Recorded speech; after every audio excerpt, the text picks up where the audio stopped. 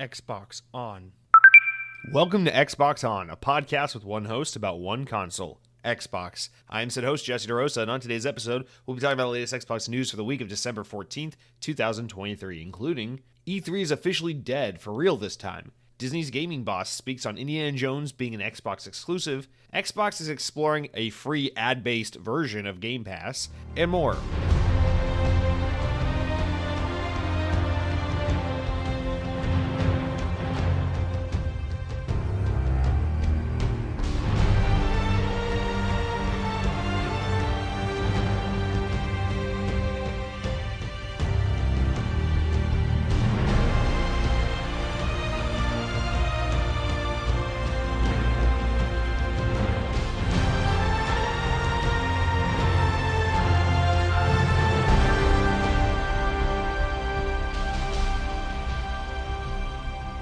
On this day in Xbox history, in the year 2011, 12 years ago, Sonic CD was released for the Xbox Live Arcade on Xbox 360. Of course, the real Sonic CD was released for the Sega CD in 1993, but this was the first time it came to Xbox, or Xbox Live Arcade. I think it was technically available on Xbox 360 in 2009 through the Sega Genesis collection.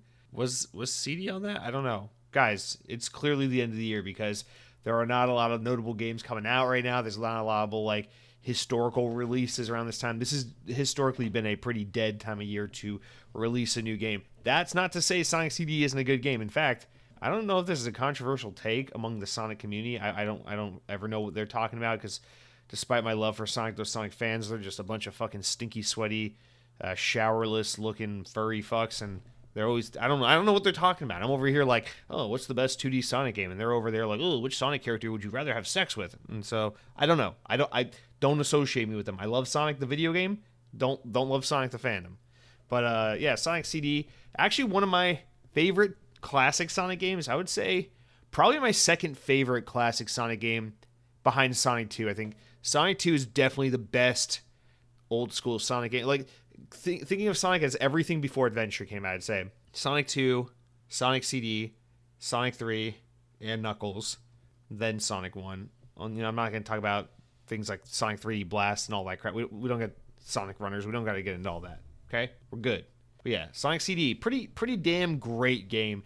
And it's kind of fitting that it comes up in this segment because when we get to what I've been playing, we'll circle back to Sonic the Hedgehog. Don't you worry, you little fucking blue furry fetish loving motherfucker.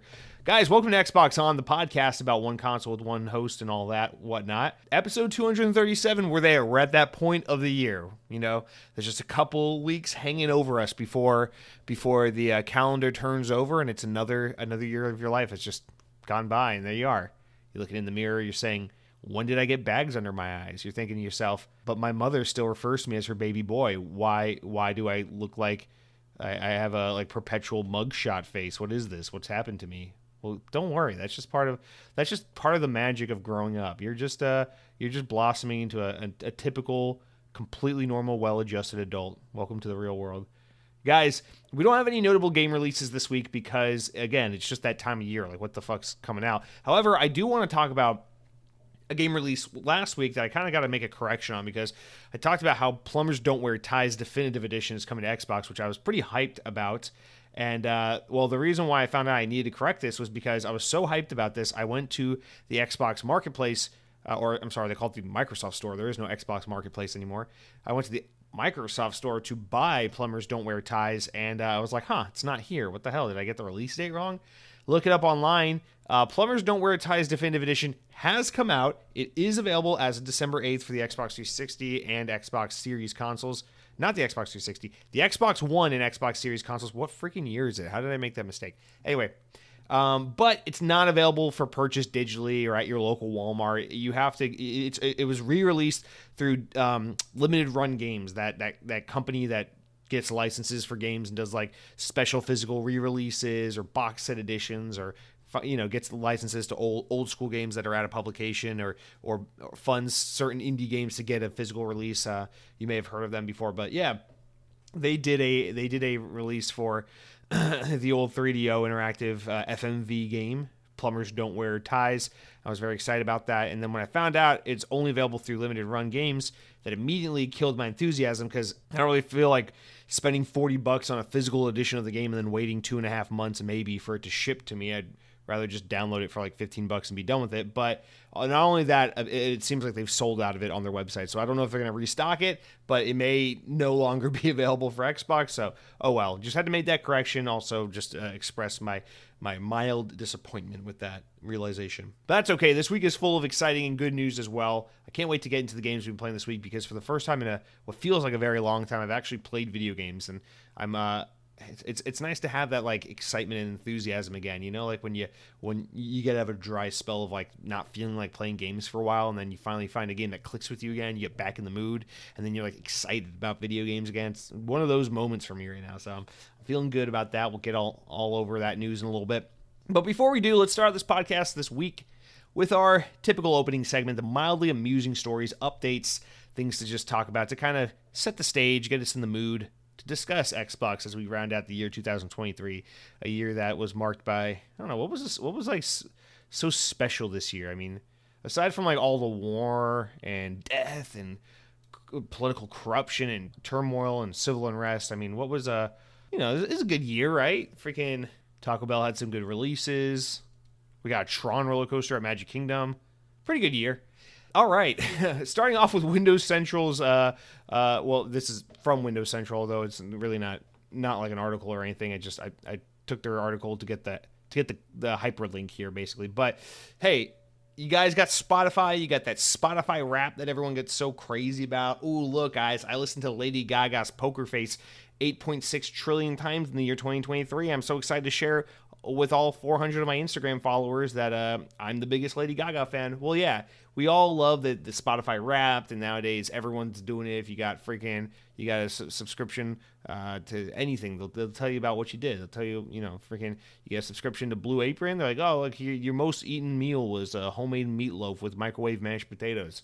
You got a freaking subscription to OnlyFans. It'll be like the female, the barely 18-year-old female that you stared at the most on your iPhone 13 Plus this year was Cynthia, or whatever the hell it is. So, every company's got their version of Spotify Wrapped at this point in time, and Xbox is finally here. I know last year, I think it was like 2 years ago they did it, and then last year they didn't, and so True Achievements jumped in, and they came up with their own version called My Year on Xbox Stats, and you can connect your Xbox account to your trueachievements.com account, and it would be able to pull your data and scrape through your account and come up with their own version of like a Spotify Wrap for your Xbox. Well, while that still exists and you can do that, Xbox has an official one this year, so just go to xbox.com, log into your account, and you'll see it there on the homepage. It's like, ooh, try out your Xbox Year in Review page, or you can easily find it online. But I did mine. I thought this would just be kind of a fun way to start out the podcast this week, talking about our Year in Review for Xbox. So, yeah, so here's my little snapshot. So it shows my gamer tag, shows my profile picture. It says the total amount of time I played Xbox in the year 2023 was 653 hours. Now, of course, a lot of that time was also like time spent idle or time spent like watching YouTube or Netflix or something like that on my Xbox. Because even though I've slowly started to move towards more and more using my smart TV to do like Hulu and Netflix and YouTube, I still sometimes use the Xbox to do that as well. So, and then also my girlfriend got really into Call of Duty towards the later half of the year. So those hours are a little bit skewed, but yeah, close, 653 hours or so playing Xbox. That doesn't sound, I don't know, does that sound like too much? Does that sound like not enough? It's like I play video games way too much to be a grown-ass responsible man, but not nearly enough to be an Xbox podcast host. It's like, where does this put me? What does this say about me? 653 hours on Xbox. It says I acquired 7,091 gamer score, which I think sounds pretty meager, especially considering that Game Pass exists and you can just farm gamer score all day nowadays. And it says I got a total of 416 achievements this year. My most played game was Call of Duty. I think when you consider the fact that my most played game is Call of Duty, meaning mostly Modern Warfare 2 multiplayer, I think it's kind of impressive that I got that gamer score and that many achievements, because I wasn't unlocking achievements all year on Call of Duty. I was just shooting guys in the face, dying, respawning, rinse, repeat, listening to podcasts in the background. So I guess it's not too bad for someone who's just playing a lot of Call of Duty for at least half of that 653 hours, right? So 653 hours, 74 unique games played this year, 416 achievements. My top gameplay month was the month of May. I don't know what I was playing in May. Maybe that was when I played Alan Wake. I don't remember. Let's see. It says I got 26,000 Microsoft reward points on Xbox. My top genre played, 55% of the games I played this year were in the shooter category. My second most played genre was action-adventure.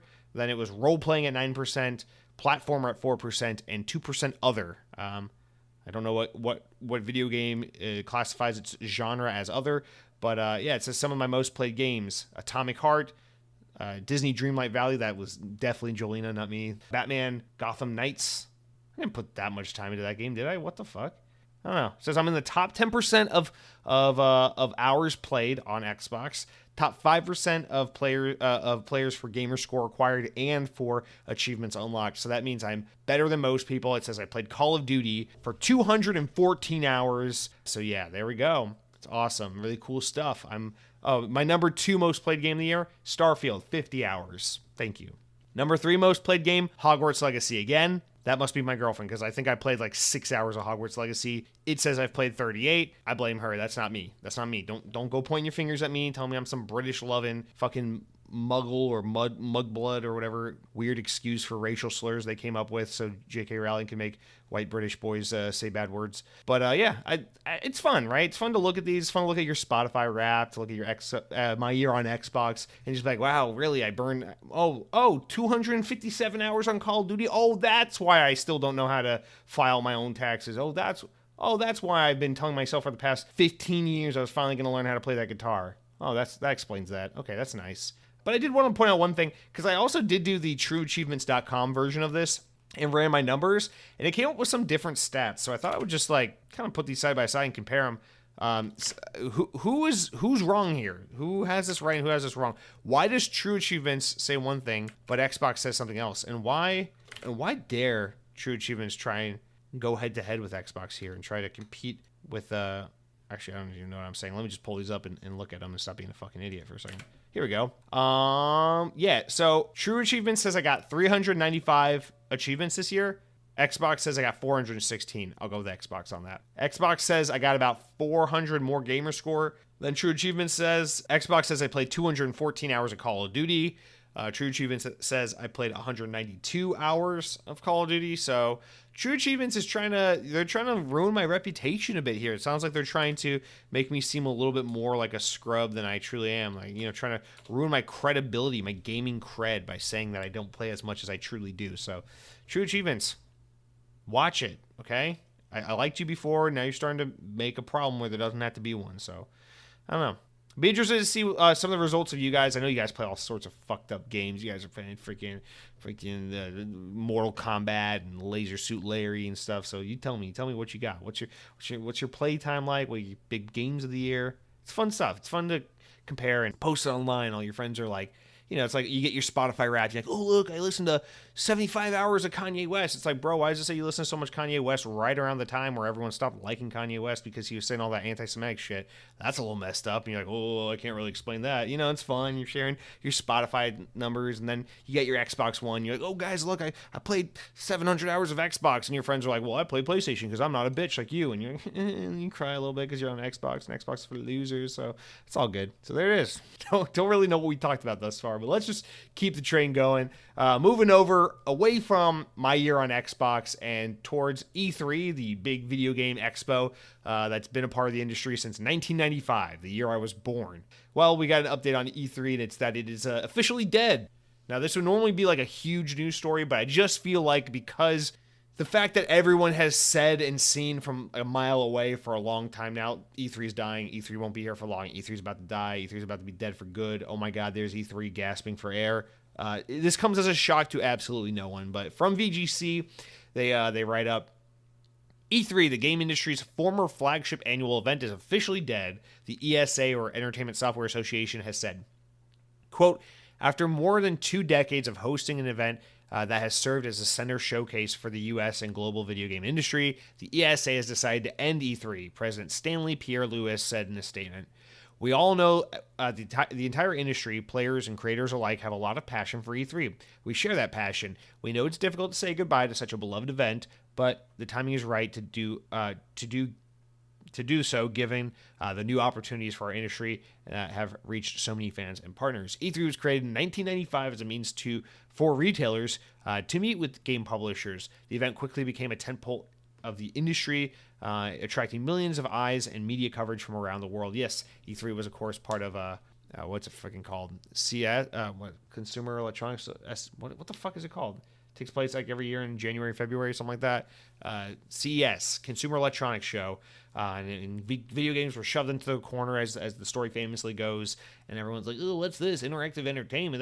That's dumb. I want to look at toaster ovens." And then the Entertainment Software Association, or the ESA, was like, "We should do our own event with gaming," as it got more and more popular. And then they came up with E3, and they did it in Los Angeles. And then one year they did it in Atlanta, where I used to live, and I was too young to go. I was just too busy pooping my pants to be at E3 that year. I'm sorry I missed it. I could have gone, should have gone, but I didn't.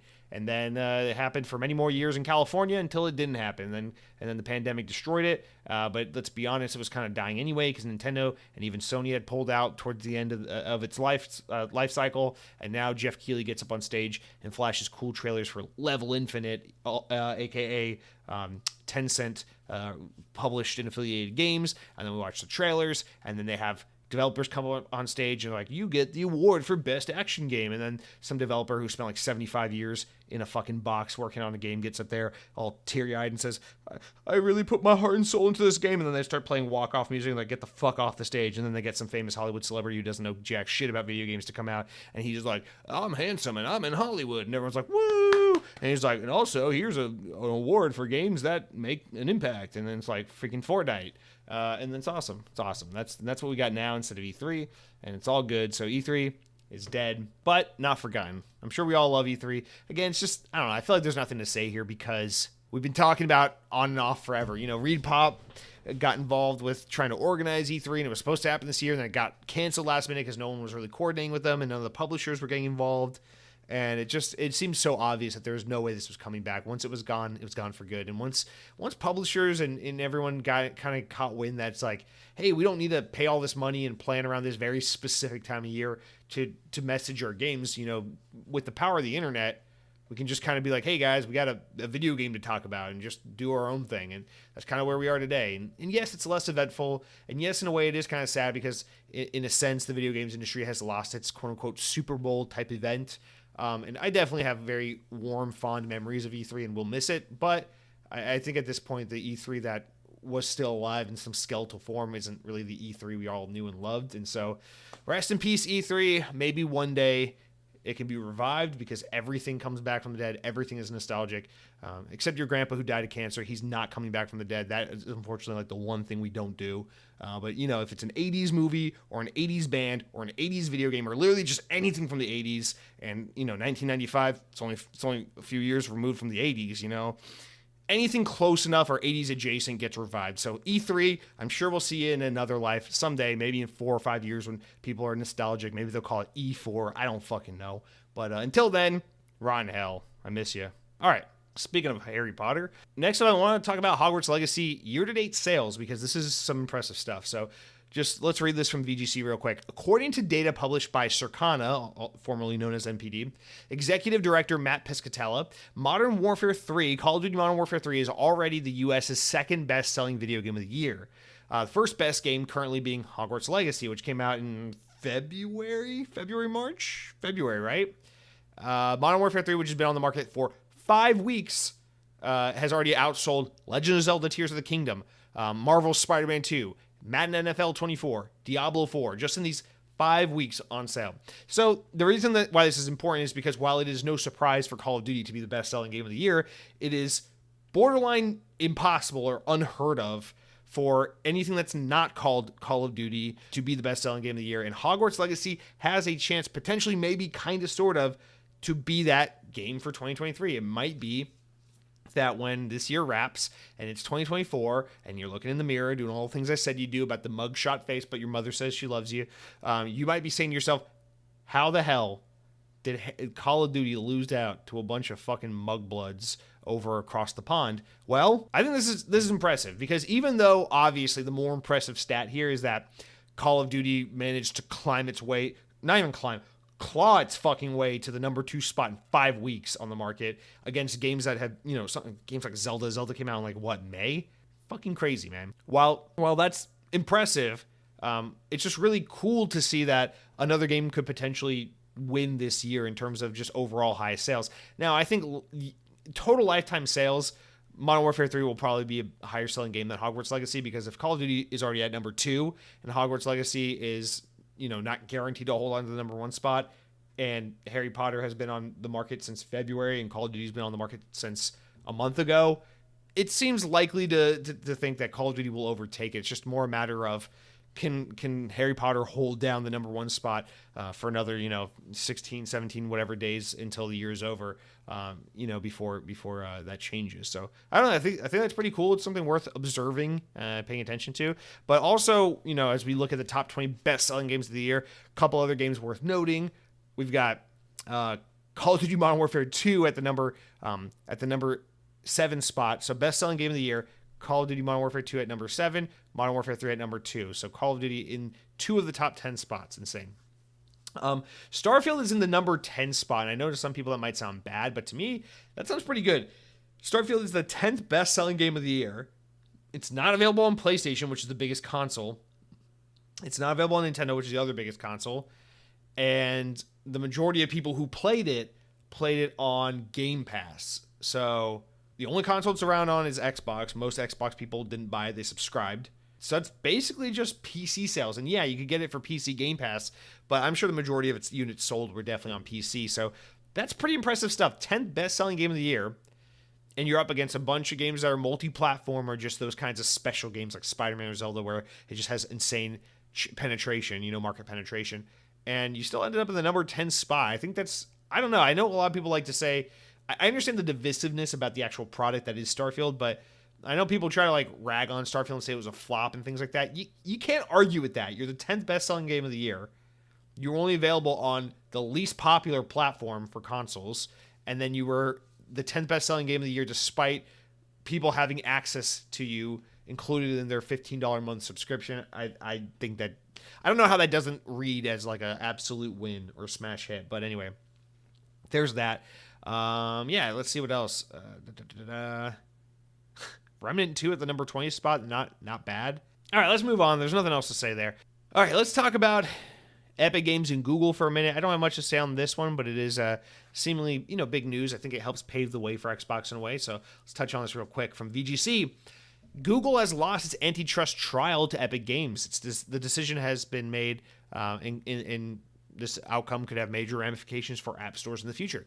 Epic filed a lawsuit back in 2020, for those who need a refresher, claiming that Google had created a monopoly with its Google Play Store on Android devices, with more than 95% of Android apps distributed through it. The complaint revolved around Google's insistence on taking a 30% revenue share from any app on the Google Play Store, along with the requirements that these apps use Google Play's own billing system, meaning developers had no way of making money without going through Google. It also is claimed that Google offered lucrative deals with the device manufacturers in exchange for excluding other app stores on their devices. The verdict has now been delivered, with the jury finding that the following. There's an antitrust market on Android devices. Google willingly acquired or maintained monopoly power by engaging in anti-competitive conduct. Google entered into agreements that are unreasonably restrained trade. Google unlawfully tied the use of Google Play Store to Google Play billing, and et cetera, et cetera. Epic was damaged as a result of Google's violations and antitrust, et cetera.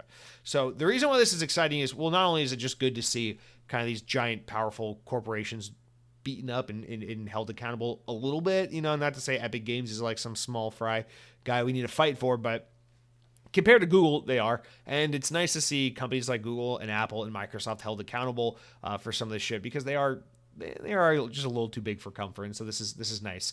But yeah, this is great. And I say this as an Android user. I love this. More of this, please. Let's do it to Apple as well. hold these guys accountable, man. You have one. I get that it's like, listen, Google owns the operating system. It's their platform. They should have a right, I guess, in some sense, you might argue, to kind of monopolize or have a full say over how that ecosystem is controlled and how apps and products are downloaded and distributed and acquired and purchased and stuff on there. But also, it's just the idea that, like, the especially the personal cell phone, like, it's one thing if it's like the Xbox only has one marketplace to buy games and it's Xbox's own storefront. Okay, whatever. It's an entertainment machine meant to play video games. But your phone is like this device that's like, it's kind of important, you know, like you use your phone to have like your insurance cards and your social security number and your password to everything and contacts to all the people in your life that matter. And it's like, it's kind of an extension of you. The phone is basically an appendage that you can slip in and out of your pocket. You know, it's something you wouldn't leave the house with. It kind of matters a whole lot more than like an Xbox does. And so it just seems extra weird to take this thing that could hold all these important legal documents and all your life's records in one place and be like, we should let a major tech company have full control over that, you know, implicitly. And I just, I like the idea of breaking these things up a little bit. So it's good to see. And also I think this is relevant to the show because with this filing, with this verdict being rendered, it makes it a little easier for Microsoft to do the thing we know they're trying to do right now, which is come up with some kind of Xbox App Store or Marketplace or hub on mobile devices. So this paves the way for that inevitable, in 1 to 2 years, Xbox app that we're probably going to get on Android. And we'll see. They're going to try to get it on iOS. I hope it happens. We'll see how that goes. Apple, you know, shout out to the European Union. They've been doing a good job of holding Apple's feet to the fire with some of these things. That's why you guys got USB-C now. And soon Android users won't be punished for messaging iPhone users because that's being addressed as well. So this is good stuff, and hopefully helps make it easier and faster and smoother for us to get that Xbox marketplace on phones, because I just love the idea of a dedicated marketplace for all things gaming and Xbox on my phone. And also because, God, to those of you who only use iPhone, never use Android, I guess this doesn't matter to you, but to all Android users, let me just say, from the very bottom of my heart, I absolutely despise the Google Play Store. It is just one of the most disgusting, ugly digital spaces to ever be in. It is absolute travesty. And a huge part of why I feel so stuck on Samsung devices right now, why I don't want to get a Google Pixel despite the fact that they're great phones, or go back to my Surface Duo, or, you know, like try another, you know, like a OnePlus or something like that, is because I will take Samsung's heavily modified, heavily re-aestheticized version of Android over that simple, disgusting, ugly Google version any fucking day of the week. And the Google Play Store and Google Maps, to a lesser extent, are like the two apps that embody that hatred I have more than anything. It is just so fucking ugly. And Samsung is like the only, this is such a non sequitur at this point, but Samsung is like the only OEM on Android that is like allowed, not really technically allowed, but has an app store of its own that is of any consequence. And even then it is still completely in the background, unnecessary, unused, ignored compared to the Google Play Store. So it's so funny. I'm so petty about it. Like on my Samsung phone, I have the Galaxy Store, which is Samsung's app store, as my default app store. And anytime I want to download an app, I go to the Galaxy Store app and I search for the app I want to download. 9 times out of 10, I know it's not on there. And then I go to the Google Play Store and download it if I can't get it first from Samsung, because I just hate the Google Play Store that much. It works great. Don't get me wrong. Google Play Store, it's an amazing app store in terms of just having everything you need. It works well. It does the thing it needs to do, but it's just so fucking ugly. So the idea of an Xbox app store or marketplace on my Android phone, I love it. Bring it on. I like Android a lot. I'm kind of stuck on Android going forward. Maybe one day I'll go back to iPhone for a little while, but I don't foresee that happening anytime soon, because I'm really enamored with what I found on Android phones. But that experience has everything to do with me leaning on Samsung and Microsoft launchers, apps, different experiences. Like the thing I love about fucking Android, man, I swear to God, it's like I can use I can use Samsung's voice assistant. I can use Microsoft's mail client. I can use, all these different, the Microsoft Swift keyboard instead of the Google Gboard and all these things. So, God, Google, you need to be slapped in the face. One, because you're just an evil, shitty tech corporation. And two, because you are just offensively disgusting with your UI design. At this point, I would say still peak UI for like mobile devices in the modern smartphone age will be Windows Phone. May you rest in peace. Still, no one can top Windows Phone. Metro design is still king. And then second place, I'd say it's what Samsung's doing right now with their One UI. Although Samsung's old UI used to look like ass. I'd say third place is probably Apple, but I feel like Apple's UI is kind of getting uglier and uglier. It used to be really good, and it's kind of got better and better and better, and then it got worse and worse and worse. Maybe it's just because it's getting bloated and busy. I don't know. And then like there's like eating rocks, falling in a pile of dog shit, and then at the very bottom is Google's. Oh my dude, just such a non sequitur, has nothing to do with Xbox, but I need to use this as a chance to rant a little bit about just how disgusting Google is. I mean, it's everywhere with Google. It's like every time I see someone using Chrome as their internet browser, I'm like, that's like my number one gripe with iPhone people. It's like, iPhone's a great phone. I don't blame anyone for having an iPhone. I don't blame anyone for having a MacBook. They're great products. Apple makes wonderful stuff. But the thing that makes me like want to become a fucking serial killer more than anything is when I see like these fucking iPhone and Mac people, but they use like Chrome as their internet browser and they use Google Maps as their map service and all this shit, and like in their search engine is Google. I'm like, why don't you fucking buy an Android phone at that point? What are you doing, man? What are you doing? Because listen, man, Apple Maps, beautiful. Okay, Safari, great web browser. Or why not just use literally any other web browser? Microsoft Edge, it's much better. It's Chromium based, but it's much better. Okay, just anything else. I don't get it. It drives me nuts. If we don't have to use Google, don't use Google. All right, that's my rant, and that's why I think Xbox should make a Halo app on the Android devices. Anyway, all right, this sounds like a very on brand episode of Xbox On. We're very much not going over on time talking about nonsense. Speaking about nonsense, let's get back to talking about Embracer Group and their latest layoffs and studio shuttering because these guys. So unfortunately, after lots of reporting, rumors, and layoffs, it has officially come to an end for am I saying this right? Play on?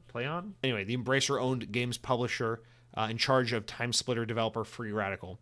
They have officially announced that Free Radical, the developer of TimeSplitter, is closing. They've been closed.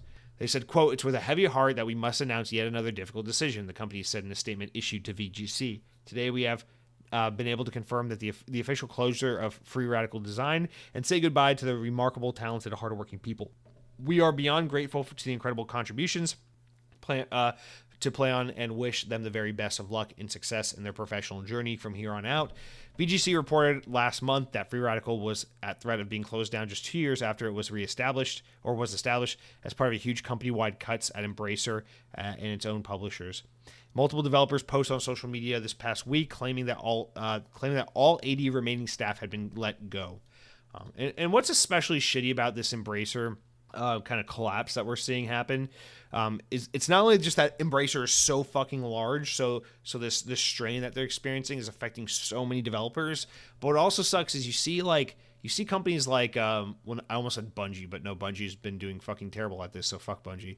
But like Epic Games, or who were the other ones that did it right, man? Wasn't it like the Roblox team did this or something like that, where like they had some kind of like efficiency downsizing thing where they trimmed some staff, and a lot of people lost their jobs, but they did like an amazing job at being like, yeah, the people who lost their jobs are getting 6 months pay and benefits for another year, and we'll come over to their house and cook them dinner for 24 nights of their selecting and all this shit, and they're just like they're offering like insane benefits for insane amounts of time, and they're like, oh yeah, we're going to try to relocate and find jobs and for people in other places. And some of these publishers are doing a really great job of trying to relocate and help these people transition from this position of being let go. And I understand that some of these publishers have different resources. Not all publishers are in an equal stand right now. But God, it's so shitty to see Embracer have to go through this and lay off so many people. and then not be able to really offer much of anything. Although here we don't really know much about what the severance deal is, but you can't assume it's all that good because Embracer is clearly fucking hemorrhaging. And these layoffs aren't. This isn't like a staffing optimization move. This is like the ship is sinking. Let's try to it's like grabbing the bucket of water and trying to drain out the ship while it's sinking because there's a hole in the bottom of it. That's kind of what's going on here. So. Yeah, I mean, we talked about this team twice now, I want to say, with layoffs, and all there is to say is, unfortunately, as we've been saying for the better part of a year, hope everyone lands on their feet. Hope this is, hope this turns out to be for the better in terms of where these 80 people end up. Bracer, you grew too fast. Fuck you. All right, last one of the opening news stories. Let's talk about Disney and Star Wars and video games, because VGC relays that Disney have commented on Star Wars Knights of the Old Republic's remake following claims that the future of the project was up in the air. Billed as a collaborative project between Aspire and production partners with Lucasfilm Games and Sony Interactive Entertainment. That's right, it was announced in 2021 as a timed PlayStation 5 exclusive. However, it was assumed that it would eventually come to Xbox. However, the remake has reportedly been marred by problems over the last couple of years. Recently, there have been conflicting reports about whether it remains in active development or not, to which an Axios reporting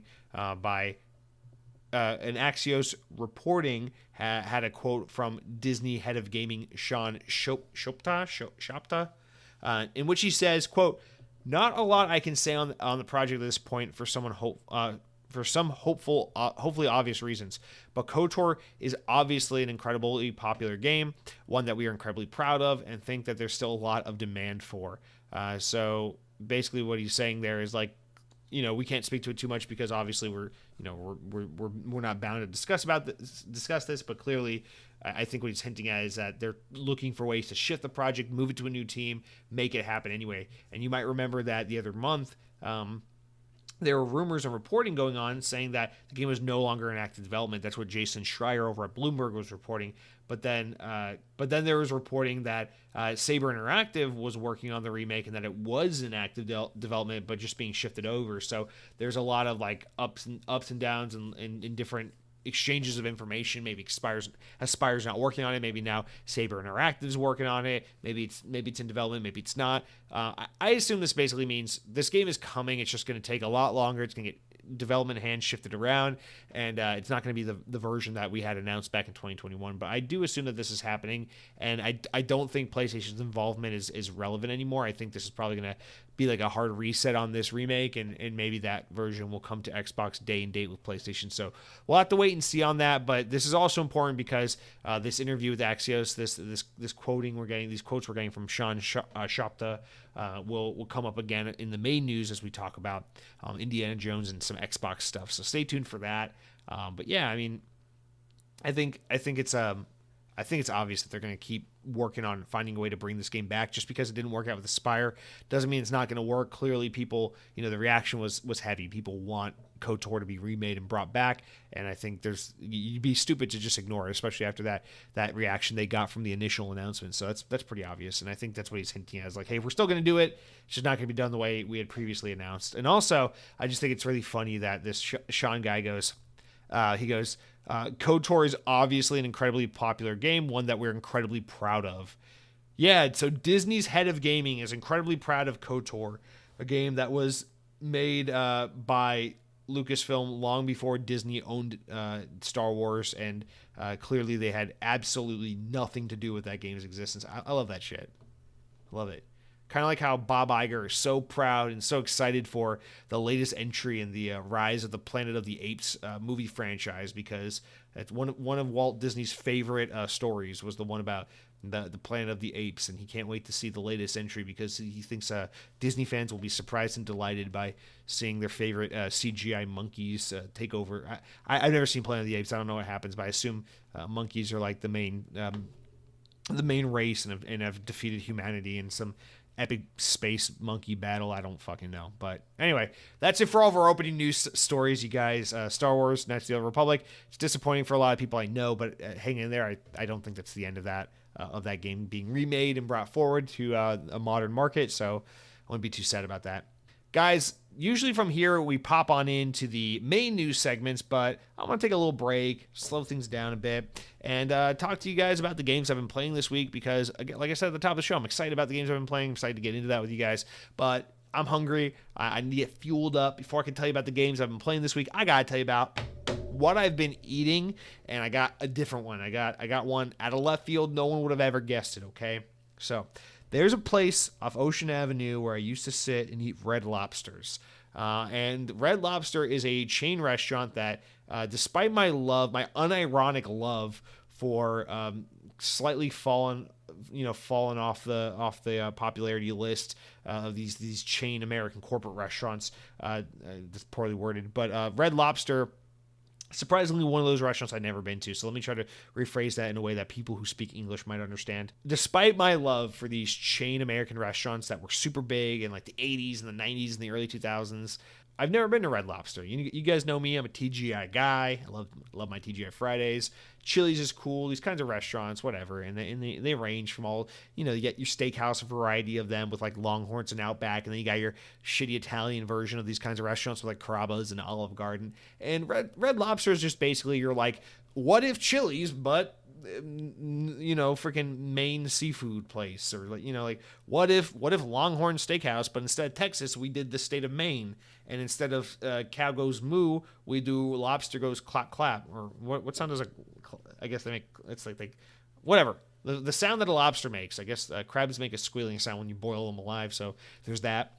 And I've never been to a Red Lobster, and it's for no other reason than growing up, we didn't do a whole lot of seafood. My mom says that we were picky eaters and we didn't do seafood. I don't know how true that is, because I grew up a pretty adventurous eater, and I've learned this in my adult life. I love trying new food. But seafood, especially Red Lobster, now that I've been there, I've looked at their menu, I can tell you with full confidence, there's nothing adventurous about the menu at Red Lobster. It is like fucking shrimp pasta and lobster with fake butter and a shitty 6-ounce sirloin steak. So anyway, I've been to Red Lobster, and I'm excited to tell you about it because I would never have gone to Red Lobster because I just don't have any enthusiasm for it. If it weren't for the fact that I came up to my girlfriend on Friday, I texted her, I said, here's what I would like to do this weekend. It's our first weekend in a very long time that we kind of have time to do stuff. We're kind of mostly halfway sort of moved into the house. We don't have to go to a friend's wedding this week. We don't have to fucking install curtains in the house or do any of that weird shit. It's like we can just breathe for a second and enjoy what it's like to have a cup of coffee in your own home and maybe watch Netflix. And so I was like, here's what I would like to do. I would like to make dinner at home, play Xbox all day, play video games. I haven't played video games in a long time. I would like to play video games. And then maybe the next day we go to Epcot for a little bit. And my girlfriend was like, okay, we can do that. And then Saturday comes around. She goes, I saw a TikTok video where this guy goes to Red Lobster and they have unlimited shrimp for $25. Can we go? And I was like, what the fuck? You don't like chain restaurants? And she shows me apparently there's like a TikTok thing where people are going to Red Lobsters because they got all-you-can-eat shrimp. It's $25. I'm like, that doesn't even sound that appealing to me. Like, if it was all-you-can-eat buffalo wings, we'd be talking. But, all-you-can-eat shrimp, shrimp get kind of boring, especially if you're just going to go to a chain restaurant. It's going to be like, okay, fucking shrimp. What do you want? But she insists on it. It's what she wanted to do. Trying to be a good boyfriend for once, so I'm like, okay, we'll do it. We'll go to the Red Lobster, and it was kind of meant to be because a friend of ours gave us a gift card as like a moving present, as like a housewarming gift, and the gift card just so happened to only be applicable to chain restaurants that I never dine at. One of them being Red Lobster, so I was like, it's kind of like fate asking us to go to Red Lobster. So we go to Red Lobster. They got this all-you-can-eat shrimp thing. I'm not excited about it. I don't give a shit about it. I want to be at home playing Sonic Superstars, which we'll get into in a little bit. And here we are, the Red Lobster.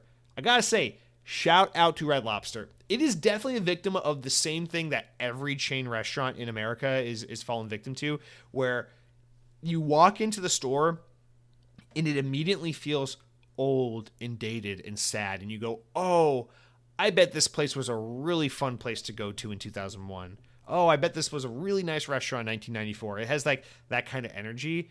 And usually these chain restaurants do one of two things. They either go like the TGI Fridays route, where they just never modernize and update the store and it just permanently looks like it's stuck in 2004, or they go like the Outback Steakhouse or like Ruby Tuesday look, where it's like every 5 years some fucking private equity company comes in, buys the company, tries to remodel it, tries to make it modern, tries to make it look like a fucking Starbucks banged a Panera bread, and then it looks soulless and shitty inside like an Apple store, and then you don't like it anymore. It's one or the other, but either way it's always sad. It's sad for a different reason, but always sad, right? And Red Lobster has that going for it in spades. You walk in Saturday night, I'm thinking, oh man, Saturday night, where, you know, this restaurant is like 3 miles from Walt Disney World. It's probably going to be freaking packed with tourists.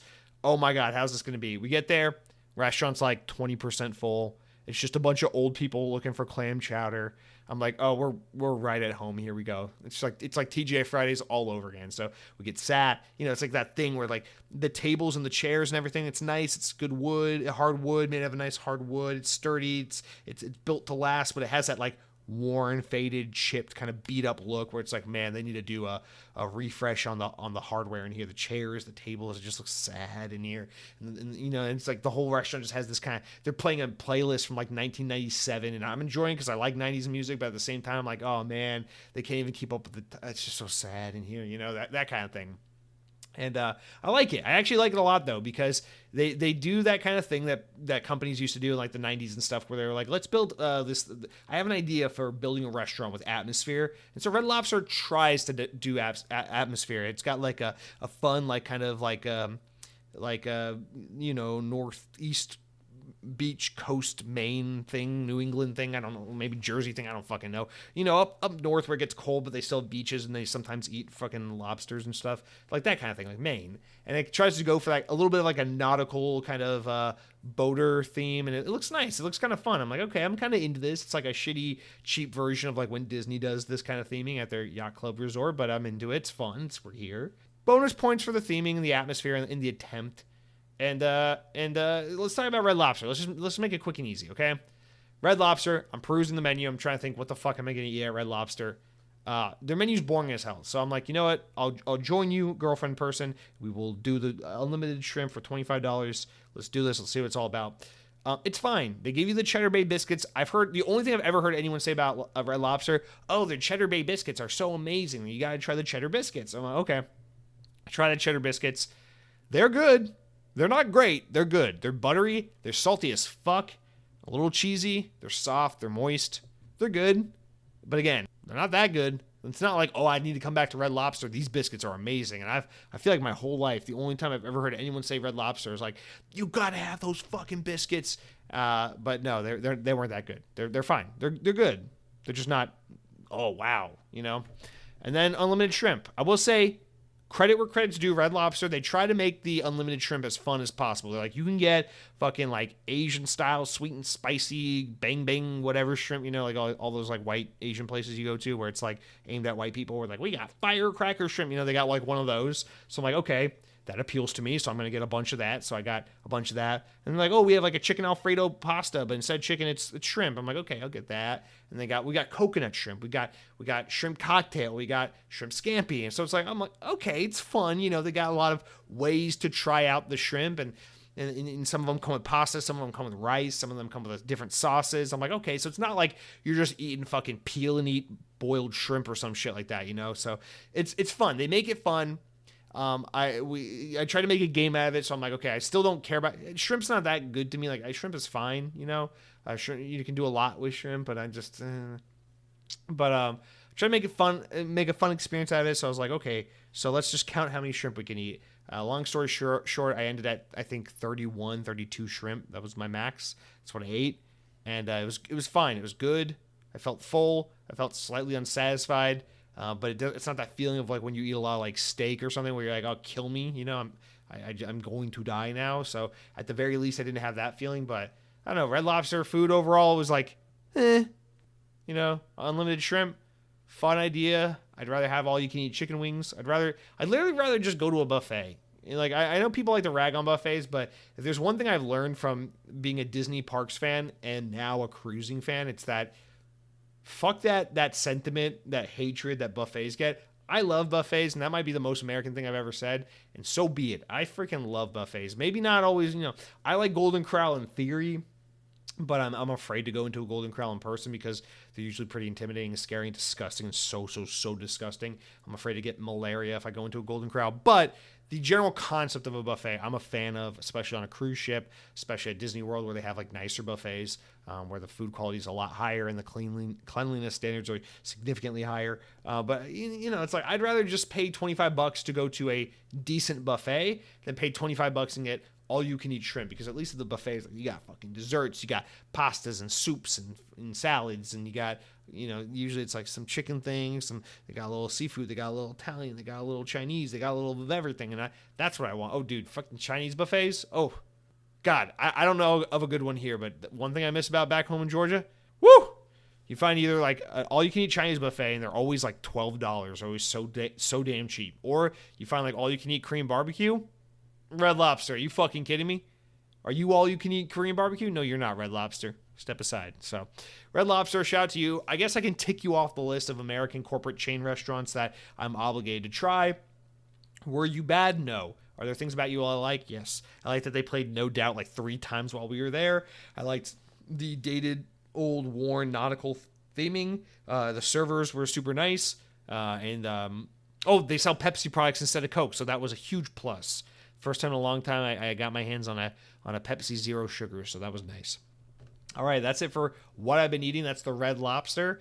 Now we move on into the what I've been playing, and oh boy, this is where I'm excited because there's 2 things I've been playing this weekend mostly, but this week, and I love them both dearly. I've had such a good time finally playing video games. I finally had time to sit down and enjoy my Xbox, and it just felt so nice to get reacquainted. No, not reacquainted. I'm not playing the Nintendo Wii. Reacquainted with my old friend Xbox. The first thing is Halo Infinite Firefight mode. So Firefight came out the other week. I didn't get to try it until this past weekend, and let me just give a huge, I don't know how to frame this conversation to start this, but I do want to just give a huge shout out to 343 because every time they have done Firefight, every time they brought back Firefight, which I guess is only 2 times because now that I think about it, Halo 4 never had Firefight. That's so freaking weird, man. But now both times they've brought back Firefight, whether it be Halo 5 with Warzone Firefight or Halo Infinite with Firefight King of the Hill, they've always mixed up the formula. And maybe this is going to be sacrilege to say what I'm about to say. I am a big Firefight fan, don't get me wrong. But in Halo 3 ODST, the game that introduced Firefight, I think that Firefight is very, very good. It was a great first attempt. I have a lot of fond memories my 8th grade year playing tons and tons of Halo 3 ODST Firefight. Really enjoyed the hell out of that.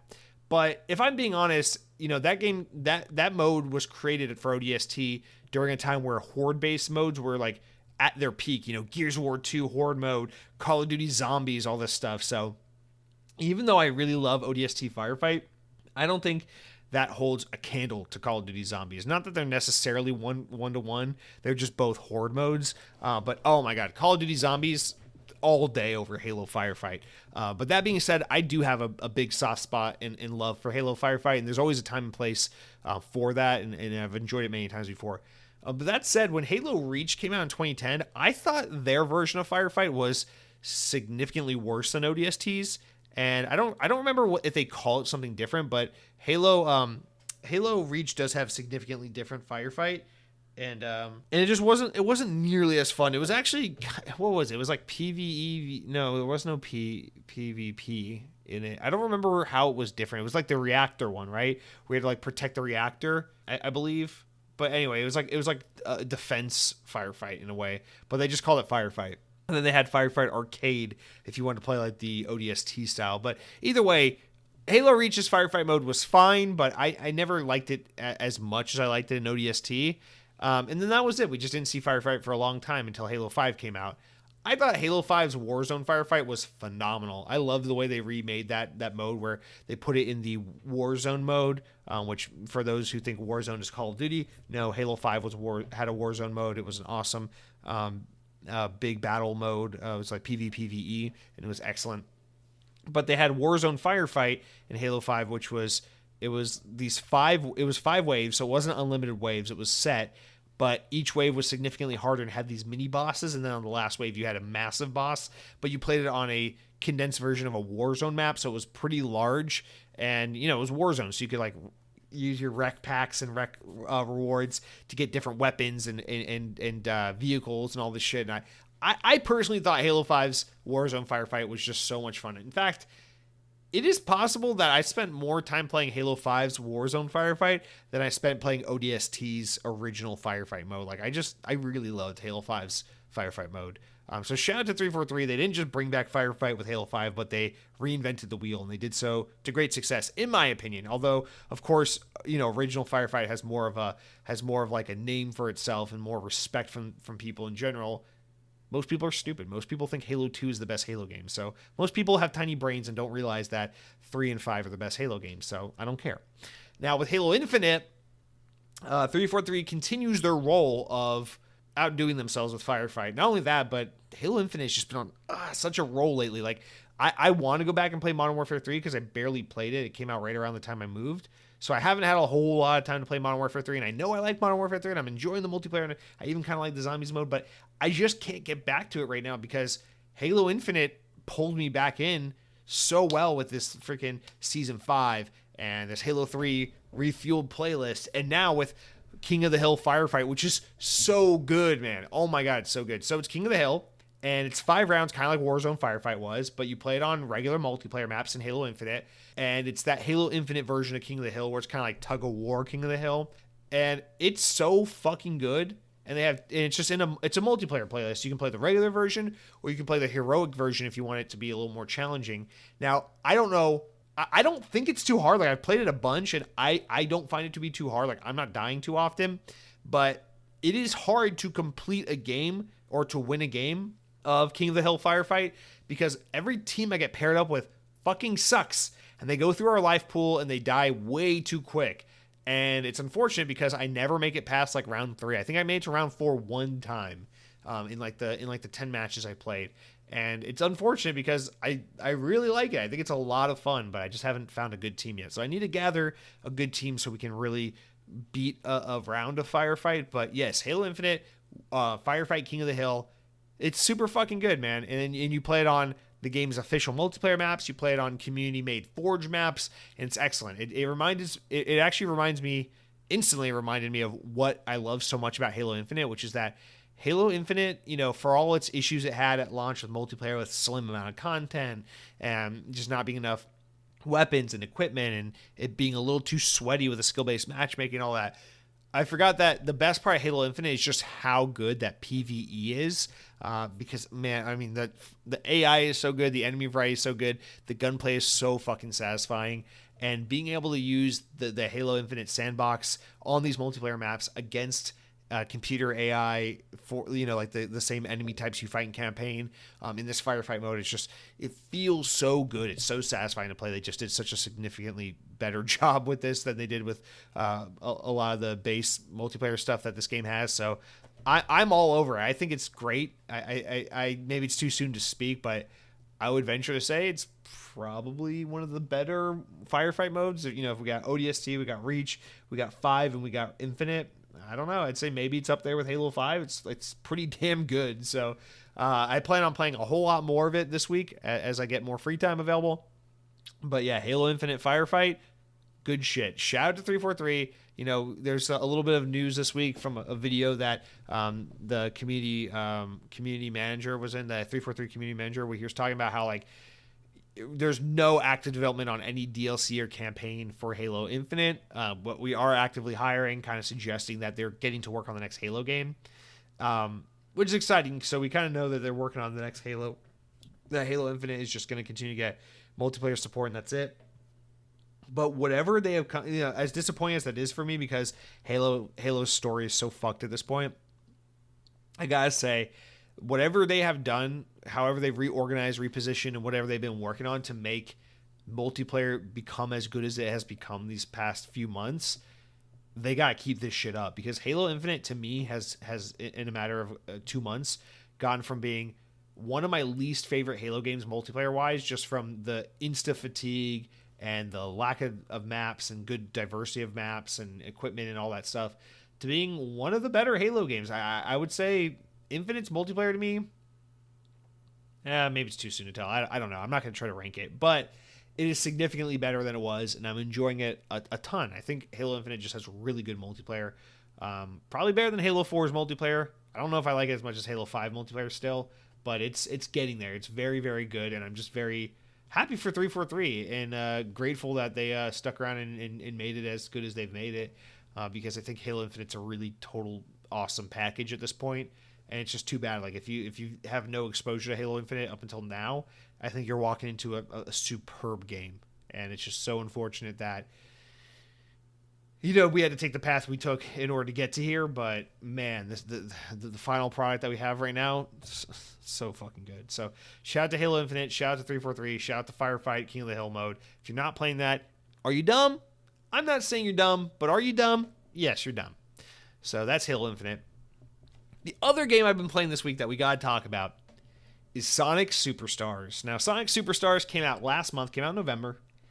And this was a hard one for me because it was kind of surprise announced at the Summer Games Fest this past summer in June.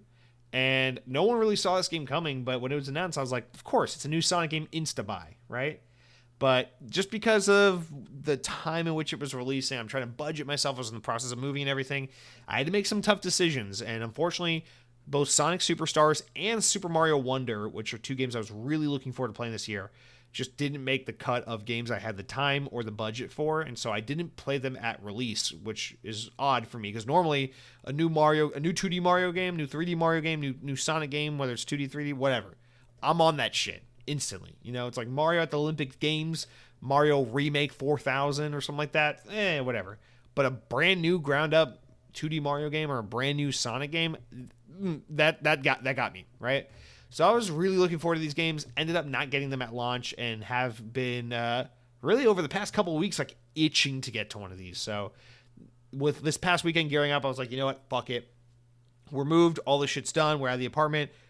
I gotta get my hands on one of these games. I gotta play one of these games. And surprisingly, I was actually leaning towards Mario a whole lot more than Sonic, to the point where like over the past week, I've turned on my Nintendo Switch like 3 times. I never use my Nintendo Switch anymore. And I kept turning it on and going to the Nintendo eShop and being like, I'm going to download Mario. I'm going to do it. I'm like, I don't want to spend $60 right now because I'm trying to be good. I'm trying not to spend money on things I don't need, whatever.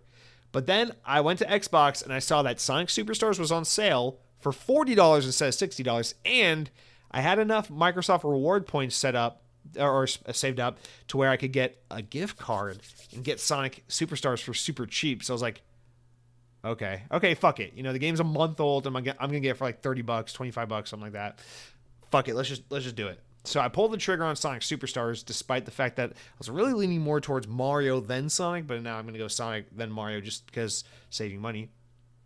And I gotta. The reason I give you all that preamble is to say, I gotta admit, I feel pretty embarrassed and ashamed as a Sonic fan to say that I almost got Mario first, and I almost was gonna sleep on Sonic for a couple more months, maybe even before I bought it, because playing this game, I instantly remembered how much I love Sonic. And it was easy for me to forget this because maybe this is sacrilege to say. In fact, I know it is because most people would say just the opposite, but I am way more a 3D platformer fan than I am a 2D platformer fan, and goes both ways. Like, I love 2D Mario, I love 2D Sonic, don't get me wrong, I'll play those games. I have such an affinity for Super Mario Bros, Super Mario World, Super Mario Bros 3, I like New Super Mario Bros a lot, even though some people are divided on those games. I thought New Super Mario U on Wii U was really good. I love Sonic 2, Sonic 3, Sonic CD. I love Sonic Mania. So like, don't get me wrong, I love Sonic Rush 1 and 2 on DS. Criminally fucking underrated. Sonic Rush is so good. Oh my god, it's so good. But typically, I'm not, it's like Sonic and Mario as 2D games, I like them a lot. Sonic and Mario as 3D games, I'll fucking tattoo Sonic's face on my goddamn chest, so help me God, I love it. I go nuts for it. Freaking Mario Galaxy, Sonic Unleashed. Ooh, don't even get me started. Those are 2 of my favorite games of all time. Top 5 favorite games of all time. Sonic Unleashed and Mario Galaxy. Oh, don't even get me started. I love Mario Sunshine. Sonic Frontiers last year, so good. I love it. Love 3D Sonic, love 3D Mario. But when it's 2D, sometimes, I don't get as jazzed up until I'm playing them. And I'm like, oh yeah, Oh yeah, goddamn, 2D Mario is so good. And I had one of those feelings, one of those experiences with Sonic Superstars where it was like of course I'll play Superstars. It's a new Sonic game. Of course I'll play it. But it wasn't until like I really got in, until I got to like World 3, like Zone 3 or so, where I was like, fuck, it feels really good to play a new Sonic game. And I think part of the fatigue, and I wonder if other like Mario and Sonic fans have this issue where it's like, don't get me wrong, I love the old games, but sometimes I get a little fatigued because it's like, how many times is Sega gonna re-release? Oh, Sonic is now re-released in this collection. You know, they did the Sonic. What was the one they did like a year ago? Like Sonic whatever, not Mania. I forget what it's called. Whatever it's called. They did the collection like a year ago. And then Mario's always getting it's Mario, the collection, now it's available on the eShop. Now we're re-releasing this, or it's like, like all the Wii U games are coming to Switch now. And it's just like, I don't know, man. Like sometimes my excitement is a little tampered by the constant re-releasing and remastering of these older games. But, and with Sonic, it's a little extra hard because sometimes they're not as good. Like they did Sonic 4 back in like 2010, and that game is okay. It's not that good. But the team behind Sonic Superstars really knocked it out of the park. And this game was a partnership between Sonic Team, which kind of more shepherded the game, and Arzest, which developed the game. And Arzest is a Japanese team that actually worked on the critically maligned piece of shit Balan Wonderworld game that came out a year or two ago. That's an absolute travesty of a game. And so they don't have a good track record. And I think aside from that, I don't remember what else they worked on. I think it's like mostly like Japanese role-playing games and stuff. But this is actually a team that's comprised of a lot of ex-Sonic team guys that worked on Sonic back in the Genesis era, including it's led by the guy who's like kind of the father of Sonic CD. So there's a lot of like Sonic CD DNA in this game, and it's actually really great. So Japanese developed 2D Sonic game, which we haven't seen in a long time, especially because Sonic Mania in 2017, despite being great, was mostly Western developed by like Sonic super fans. And so it feels really weird to play this game that like actually looks and feels kind of like, actually feels kind of like classic Sonic, but has this really nice look. I think it's a pretty good 2.5D game. I don't always love 2.5D, but this game does it well, where like the character models are quite good, and some of like the zones art styles are really good, and they did a good job of making this game kind of feel like a modern version of like Sonic CD. Like the pause menus and some of the music and some of the background settings and stuff just feel very like loud and ridiculous, like that 90s style with all like the squiggly lines and the little pops and different colors and stuff. And so it's a very fun aesthetic the game has. And then the game's really unique in that it adds like these special abilities that you get every time you unlock a new Chaos Emerald, and you can play as all these different characters, and there's a new character in the game, and you can unlock her and play as her as well. And her supersonic form is a fucking dragon, which kind of looks like a furry, makes me a little bit uncomfortable, but she's a lot of fun to play as. And like it has like a new game plus where you can play all the levels again, but as this new character, and the levels are revamped to suit her playstyle and her different abilities, which is really fucking cool. And like the level design, here's what makes Sonic Superstars especially special, because the abilities you get from the Chaos Emeralds are a little gimmicky. There's about 2 or 3 of them that are really good, and the other like 4 or 5 are just kind of like, who gives a shit, So there's some gimmicky stuff. I think the opening level of the game isn't particularly strong. It's kind of just paint by numbers, more Sonic. But this game is special, and the reason why it stood out to me so much and why I'm so into it right now is because it is a very, very, very rare Sonic game where the more you play the game, the more you progress through the game, the better the stages get. You hear me? The better the stages get, not the worse they get. And this is a common misconception, a thing that Sonic fans have to constantly explain to people. When people are like, oh, I remember the 90s, I love Sonic, I grew up on Sega Genesis, I love Sonic the Hedgehog. And people like reminisce about like 1991's Sonic the Hedgehog, the original Sonic the Hedgehog. Obviously, it's an important game. That's the game that started it all. I like that game for a lot of reasons, but the original Sonic the Hedgehog is probably the worst 2D Sonic ever made. Like that game kind of sucks ass because you say, oh, okay, yeah, you missed Sonic. Okay, tell me about it. What's so good about Sonic? It's like, oh, Green Hill Zone. Da-na-na-na-na-na-na. It's like, oh yeah, okay, tell me about the next fucking zone. After Green Hill Zone, the first Sonic game turns to fucking trash. Every fucking level in that game sucks ass, pretty much. Like that game has a good opening, an okay finish, and a pretty much just lackluster piece of shit, excruciating middle section. Like the first Sonic kind of sucks ass. And unfortunately, a lot of Sonic 2D games do follow that that trend sometimes where it's like a lot of the middle levels just kind of suck ass. But the best ones don't fall into that trap, like Sonic 2 or like this one, like Sonic Superstars, where it's like actually like Zone 4, Zone 5, Zone 3. These are good. They're better than the zones that precede them, and that's the best compliment you can give a 2D Sonic game, where they don't run out of ideas. They have fun new gimmicks, they have fun new ideas and things to play with. They have great aesthetics, they have new sound design, they have new little characters and all these little things. And it's Sonic Superstars is very rich with like fun and novel ideas like that. I love that stuff. Like, you know, towards the end, like the last zone has like a zero gravity thing, and like there's like a pixel zone where like you go so fast through this like freaking gate, like this like digital gateway thing, and then Sonic's body breaks into like into like a 16-bit form, so he goes from being like a 2.5D 3D model to being like a little 16-bit Sonic, and it's so fun. And then all the enemies turn into like 16-bit, and you can like turn into a rocket ship or a snake and like squirm your way through all these different like kinds of obstacles and challenges and stuff. And it's like I love that shit. I love when the game gets really creative, and it's like, oh, every level will come up with new concepts, new gameplay mechanics, new visually striking ideas and fun things to play with. And it's not just like, okay, this level is the last level, but now instead of blue, it's green, and now it's harder because you're one level further than you were before. That's what games like Sonic the Hedgehog 1 do, and that sucks. But Sonic Superstars doesn't have that problem. It's like really good level design, really creative levels. The Chaos Emeralds are a lot of fun to collect in this game. Some of the abilities you unlock from them are really gimmicky and stupid, and you don't really ever use them. Some of them are really fucking cool, like the Fireball. You use that shit, and you can just blast in any fucking direction. You find a chasm you need to get over. Instead of doing the tight platforming, you can just cheat your way across the chasm. So it rewards you. The more you unlock, the more you discover in the game, the more you can use these abilities that you unlock to make the gameplay easier if you want to. And I think that's a lot of fun. It adds a lot of replayability. So I love the game. I ran through the campaign in 2 sittings. Or in 2 days, I should say. And, you know, it was about like 6 hours, 7 hours. I went slow through some of the levels to find all the Chaos Emeralds. So maybe about 7-hour playthrough, but you could probably do it in 5. And I went, as soon as I rolled credits, I went straight back into New Game Plus, which I almost never touch this shit, but I went straight into the New Game Plus mode to play as the new girl and redo it as her, and I'm having fun playing through it all over again.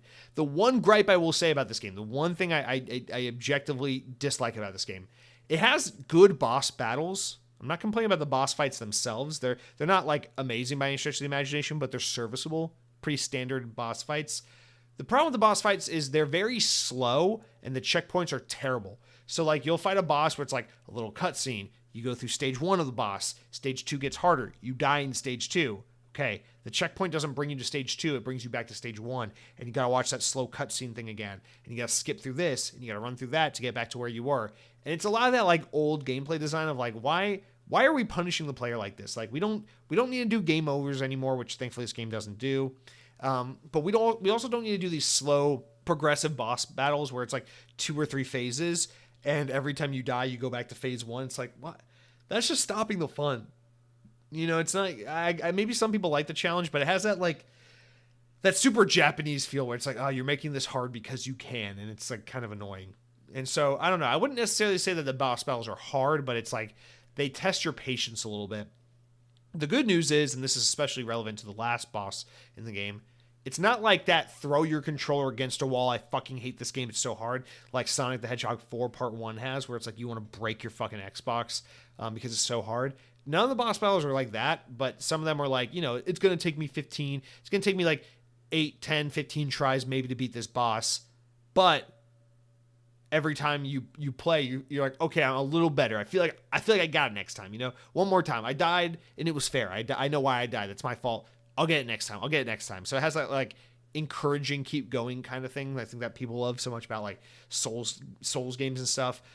I get that feeling sometimes with, like, older, more, like, old-school style games or arcade-style games where it's like, okay, I'll get better at it. I'll do it next time. So this game has that feeling, which is a fun feeling to have, but also sometimes the boss fights, they just feel a little longer than they need to be. This game is just a testament to how much I've learned about myself as a gamer over the years, because as a child, I would remember getting stuck on a last boss like the one in this game and getting so fucking pissed off. I'm like, I'm going to spend 3 hours playing this and I'm not going to beat the boss. I'm going to be so mad. But after I died like 10 times on the last boss, I was like, you know what I'm going to do? Because I know I'm close. I can feel it. Like I kind of got it. but I'm getting a little frustrated, but I know I got this. What I'm going to do is I'm going to force myself to get off. I'm going to go sleep. Tomorrow I'm going to come back to this, and I'm going to try one more time. And I did that, and immediately, like the next day, I beat him on my second try. I was like, okay, cool. When I was a kid, I would have thrown my fucking controller at the wall. Now that I'm older, I'm like, all right, I got this. Take a deep breath. So anyway, stupid anecdotes aside, Sonic Superstars, I like it a lot. I had a really good time with it. Any other gripes I would say about it? Just that the music is okay. Like the main theme is pretty good. It's weird because it's got music from T-Loops and what's his name? Jun Song, the guy that does all the fucking kick-ass Sonic songs that everyone loves from like Sonic Adventure series, like Live and Learn and all that stuff, and it doesn't matter. So like he does a lot of the music for this game, but it's not like cool rock music. It's like he does like 16-bit retro Genesis style music for the game, and none of it's particularly bad, but none of it is particularly stand out. And that's kind of a weird criticism to have of a Sonic game, because traditionally the number one thing Sonic games do best is their music. But yeah, this is probably one of the weaker Sonic games in recent history as far as the soundtrack goes. It's not bad, but it's not particularly special or memorable. It's like, I don't know, it's like playing a Mega Man game, where it's like, every now and then there's a track in a Mega Man game. You're like, oh, that's a pretty good song. But like, I don't know, when I play Mega Man, I'm not like, oh, the fucking music in Mega Man is banging, Like Sonic games are usually like, everything. Like I listen to Sonic music almost every fucking day of my life. I have Sonic music in the background all the time. If I'm writing, if I'm working on the computer, if I'm at work and I need to just chill out, I'm getting a little stressed out or something, I need to just zen out. Always Sonic music in the background. Always. If it's not jazz, if it's not my weird emo music, always Sonic music, man. But this game, I don't know that I'll be adding too many of these tracks to my Sonic playlist because none of it was particularly stand out. Maybe the main theme, and that's about it, honestly. But anyway, Sonic Superstars, pretty good stuff. I'm looking forward to playing more of it. And then hopefully we'll get to Mario sooner rather than later. I'm still, I know if you're listening to this podcast and you've played Mario Wonder, I know. Apparently Mario Wonder is like absolutely superb, possibly the best 2D Mario of all time. I don't doubt it. I'm very much looking forward to playing it. And I still, if anything, playing Sonic Superstars has only got me even more excited about playing Mario Wonder, because I'm like, damn, I sometimes I get so consumed by Xbox and shooters and all the mature rated games I play, my Call of Duty, my Halo and all that sometimes I forget. It's like, I also really just love the simplistic comic mischief, fun, family Mario jump on a Goomba and he goes, let's go kind of stuff. And like, that's the bread and butter of gaming, that's the stuff I grew up on, I was raised on, I love it. And Sonic Superstars reminded me of how much I love that shit. And I definitely want to get to Mario Wonder, so that's high on the list. But also, there's so many games to do. I want to play the new Avatar game. I want to play Atlas Fallen really bad. That's probably, dude, give it like another week. We'll have that end of year sale. So much shit on Xbox is gonna be on sale. Whew, you got budget for it, man. There's gonna be many a game to play. But anyway, that's it for what I've been playing. Lots to talk about with Red Lobster and the video game. So let's take a quick break, get into the main news, and we will continue on with the podcast. All right, let's jump right into the news. Not too much this week. In fact, literally just 2 stories to go over. But again, it is that time of the year, so I feel like we're making the most of it. The podcast is already well over an hour long, and all we've really talked about is Red Lobster and Sonic the Hedgehog. So, I think we're still getting a lot of mileage out of the episode. But with that said, let's jump into our bigger of 2 news stories to go over this week, which is that Game Pass. Microsoft exploring the possibilities of offering a Game Pass tier that is free but paid for with ad revenue, so like a free ad-based version, possibly. All right, let's get into it. From VGC, Microsoft is exploring the possibility of offering access to Game Pass in exchange for viewing of advertisements. Xbox's chief financial officer, Tim Stewart, recently told attendees at a Wells Fargo TMT Summit that the company wants to bring Game Pass to every screen that can play a game. One potential method of expanding the service's reach is that he floated included offering ad-supported game streaming to players in emerging markets. Quote, the vision I like to talk about is we have xCloud game streaming, so you can subscribe to Game Pass Ultimate and you can stream hundreds of games. So really, to really any endpoint that has a browser experience, Stewart said, as reported by Tweaktown. Quote, for models like Africa or India, Southeast Asia, maybe places that aren't console first, you could say, hey, do you want to watch 30 seconds of an ad and then get 2 hours of game streaming? Africa is, 50% of the population is 23 or younger, with growing disposable income base, all with cell phones and mobile games, not a lot of high-end disposable income, generally speaking. So we can, with our own business models, and say there's millions of gamers we would never have been able to address, and now we can go in with our business model. End quote. Windows Central also claims to have viewed evidence of such business models being potentially reaching a production stage ahead of its possible introduction next year.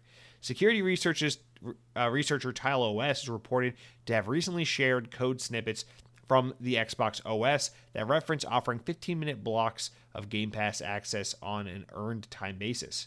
It was also claimed last year that Microsoft had been surveying players about the possibility of introducing a cheaper ad-supported tier Game Pass. So this is definitely not the first time we've seen this idea floated. You'll remember maybe, I want to say 2 years ago, maybe it was a year ago, Phil Spencer was talking about this. He was talking about he was on like a public bus or something like that, or an airplane or something somewhere, and he was mentioning the same markets. He was talking about like Africa in particular, I believe, where he's talking about like being on a bus or a plane where, it's like, oh, watch this 30-second ad, and then you can watch this TV or have this interactive experience or whatever, and talking about how he's like, well, why don't we just apply that model to Game Pass? Couldn't we do something like that? And immediately it's like, the first I saw this, I was like, well, that would have to be for like an emerging market or for, somewhere where console gaming isn't big. And then immediately that's exactly where Tim Stewart in this instance starts talking about, because he's like, oh, like maybe in like Africa or in parts of like India and stuff where console gaming isn't big, but gaming is blowing up thanks to like the mobile market. Because it's exactly that, where it's like, bro, can you imagine telling an American like gamer, like, oh yeah, a guy who grew up playing like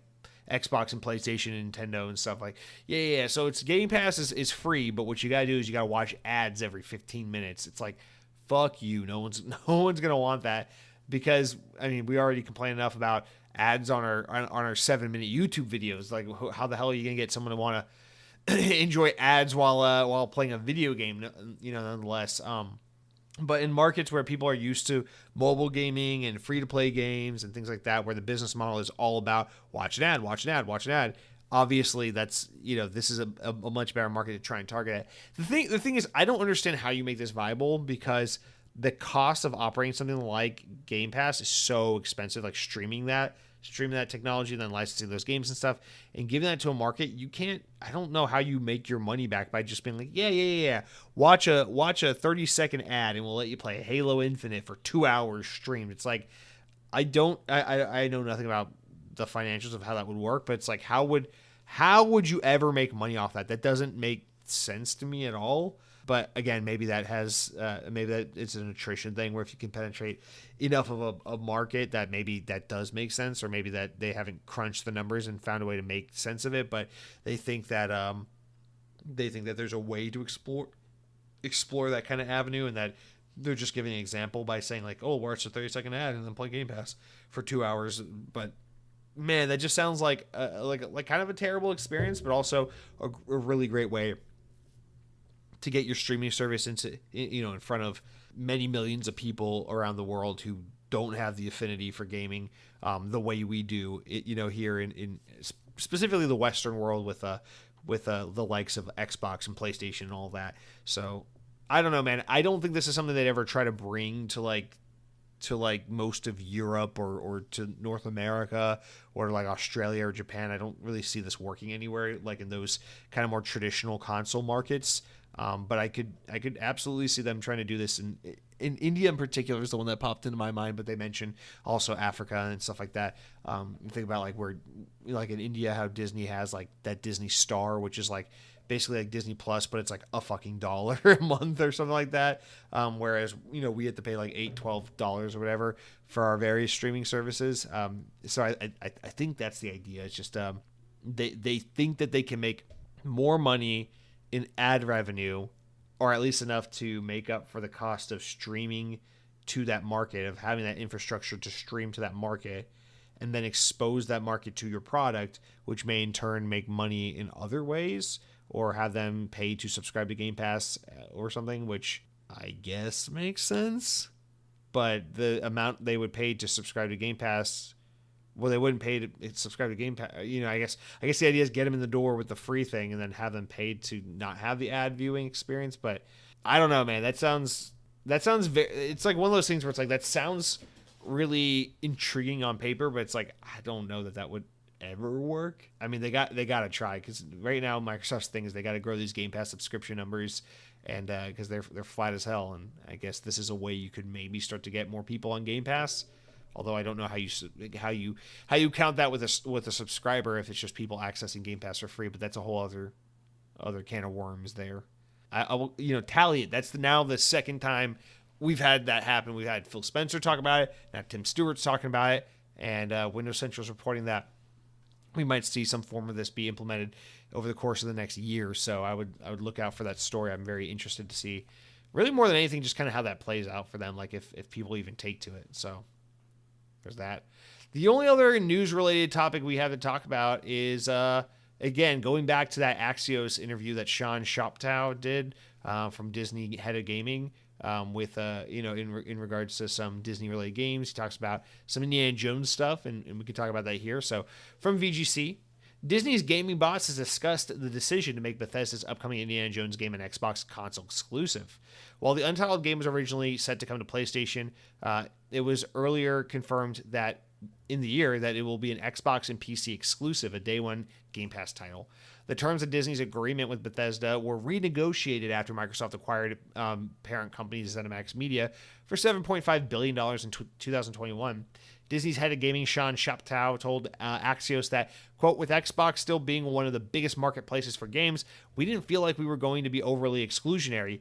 We felt like it's still going to reach a broad set of folks, and we felt financially and strategically for the game that made sense at the time, end quote. Announced back in January 2021, Indiana Jones is in development by Machine Games, the Swedish studio behind the Wolfenstein series. Now, I don't have much to say about this other than to just flat out put it like this. Disney doesn't give a shit about being exclusionary with their content. Look at Marvel's Spider-Man. They would do it in a heartbeat. It's about the money for them. And when they say that the contract was renegotiated when Microsoft took over Bethesda, all that means is Microsoft threw a lot of money at Disney. Disney turned a blind eye and said, fuck PlayStation, we got the money we wanted, enjoy this game as an Xbox and PC exclusive. And that is all that means. I don't know how that could be interpreted literally any other way possible, because Disney does not give a shit about making their games exclusionary. They care about making money off the games, and in this case, they will make money because the game itself will make money selling on PC and getting Game Pass revenue. And also, and more importantly, that big chunk of change that Microsoft is paying Disney in order to get this Indiana Jones license to have this game and to make it an Xbox exclusive. So, yeah, let me go back to the quote. He says, Xbox still being one of the biggest marketplaces of games. I mean, I guess so. It's at the bottom of the list. It's smaller than Nintendo, smaller than PlayStation. It's smaller than Steam. I mean, at that point, it's like, yeah, we're really talking to like, I don't know, we're talking about like freaking Epic Game Store, freaking Nvidia GeForce. Like, what are you even talking about at that point? It's like there aren't many players out there. Yeah, I mean, I guess they're one of the bigger players, sure, but like they're definitely like in last place. So you are objectively excluding a lot of people by not putting this game on PlayStation, which is fine if that's the decision you want to make as a business, but like, let's not be coy about it, you know? That being said, I mean, obviously this is a good get for Xbox. In either direction, I'm never going to champion the idea of like taking access of a game away from people. Like, I'm not going to be like, oh yeah, fuck yeah, Indiana Jones, Xbox got a big one. I mean, if they did get a big one, this is good for Xbox, but I'm not going to sit here and be like, fuck yeah, it's so awesome. Disney and Xbox teaming up to keep games away from PlayStation players. I'm just not going to take that stance. So I wish I could play Spider-Man on my Xbox, and I wish PlayStation players could play Indy on their PlayStations. But, of course, because this is an Xbox podcast and we have to analyze this from the perspective of what's going on in the world of Xbox, this is great news for Xbox. This is a really great get. But I still stand by what I had said last year following the Game Awards when they announced Blade, which is that, don't get me wrong, like, I'm interested in Blade. I'm interested in Indiana Jones. But I can't help but feel like Indiana Jones and Blade are both a far, far cry from the likes of like we got Spider-Man. Like I'm telling you, man, it's like Xbox needs. It's almost like an impossible task, right? Because it's like, what else does Disney have that could really rival Spider-Man? And the answer is Star Wars. But the problem is Star Wars has a lot of video games these days, and it has a lot of movies and TV shows and things like that. And it's divisive. Like, Spider-Man's in a good place. Like, if a new Spider-Man movie comes out, people are excited for that new Spider-Man movie. If a new Star Wars movie or show comes out, people are just jaded as hell, and they're like, oh, all right, how are they going to fuck it up this time, you know? And if another Star Wars game comes out, you know, most Star Wars games in recent history have been pretty good, but the thing is, it's like, it's not that exciting because it's like, yeah, I mean, Respawn's making some good Star Wars games. Ubisoft's got a cool-looking Star Wars game on the way. You know, the Battlefield guys made a couple of Star Wars games not too long ago. It's like, we get a lot of Star Wars games. So it's kind of hard because it's like, if there weren't a lot of Star Wars games coming, if a Star Wars game was a huge deal that like, oh man, we haven't gotten a Star Wars game in a long-ass time, who's going to make that? You know, if Xbox could have landed something like that, like, oh yeah, 343 is making a Star Wars game, and that would have been like, whoa, you know. But I don't know, it's like Blade, Indiana Jones. It's like, this is it's good. Like, don't get me wrong. Like, I'm excited for these games. I know people are excited for these games, but these games aren't gonna fucking come close to pulling the kind of attention and being the win for Xbox that Spider-Man was for PlayStation, and that's the thing they got to go after. So, man, I mean, if they could have got Hogwarts Legacy, can you imagine? Best-selling game of the year. All right, that's gonna do it for all of our news this week. Yeah, I told you, it's super light. Don't have much to go over. So we do have the important enough news stories. So let's talk about those real quick. Stories important enough to make the podcast, but not important enough to warrant their own discussions. So we got like 3 or 4 of these. So let's just rattle them off. Starting with Call of Duty. Activision's confirmed plans to offer a free Call of Duty Modern Warfare 3 multiplayer weekend trial. Xbox and PC players can enjoy the content from December 14th at 1 p.m. Eastern Time until December 18th at the same time. During that time, you'll be able to access a number of the game's remastered maps, as well as the brand new Season 1 map Meat, which is a slaughterhouse set in California's Port of Oakland.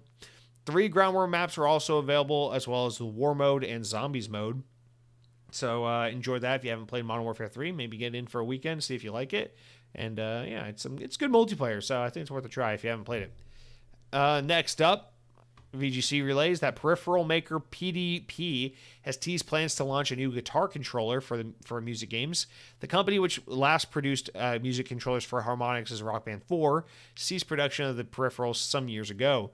The post includes, on Twitter, they posted an image of a silhouette of a guitar to this backdrop that had emojis all over it that seemed to reference the recently launched Fortnite Festival mode, which was developed by Epic-owned Harmonix team, the former creators of Rock Band. And for those who don't know, I don't know if you've seen this, but Fortnite's going really hard on these new games that they're releasing in the Fortnite store or whatever you want to call it.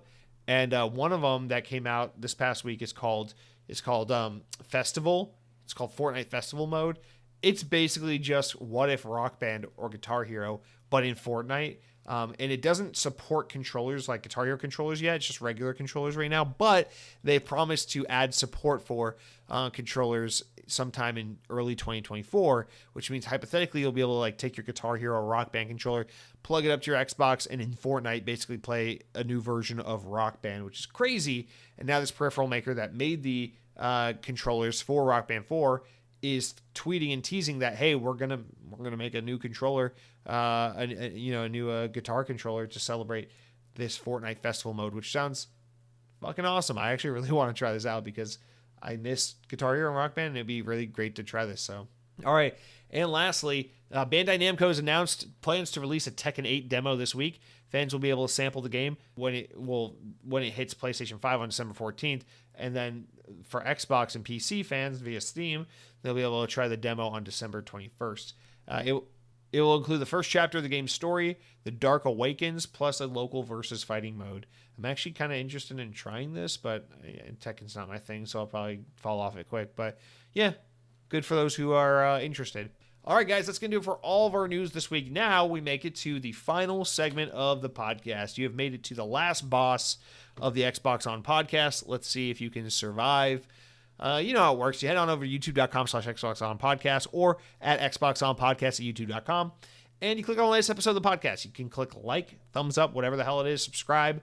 leave a comment. You can say anything nice, anything mean, or anything in between. I don't give a shit. Say whatever you want. It's all your decision to make. Regardless, I will probably read the comment on the podcast, unless it is something really heinous and offensive, which we really haven't come across in the past. I don't think we've had to do that. So thankfully that hasn't happened. Hopefully you aren't the one to change that. But leave a comment. Be nice. And hey, if you're listening on a podcast service, feel free to just go ahead and slap a 5-star review on there. Listen, how many of your favorite Xbox podcasts are posting episodes around the holidays like I am? Not many of them. That's why I thought these lazy motherfuckers take time off to go spend time with their families and to go give their kids a proper Christmas. I'm doing air quotes if you're not watching the non-existent video version of the podcast. And I don't do those things. I neglect my children. I neglect my family. I don't put them first. I put you guys first. And so I'm sitting here in my newfound Xbox On office room, and I'm screaming at the top of my lungs, please give me a goddamn 5-star review. And if you're thinking to yourself, Jesse, listen, hey guy,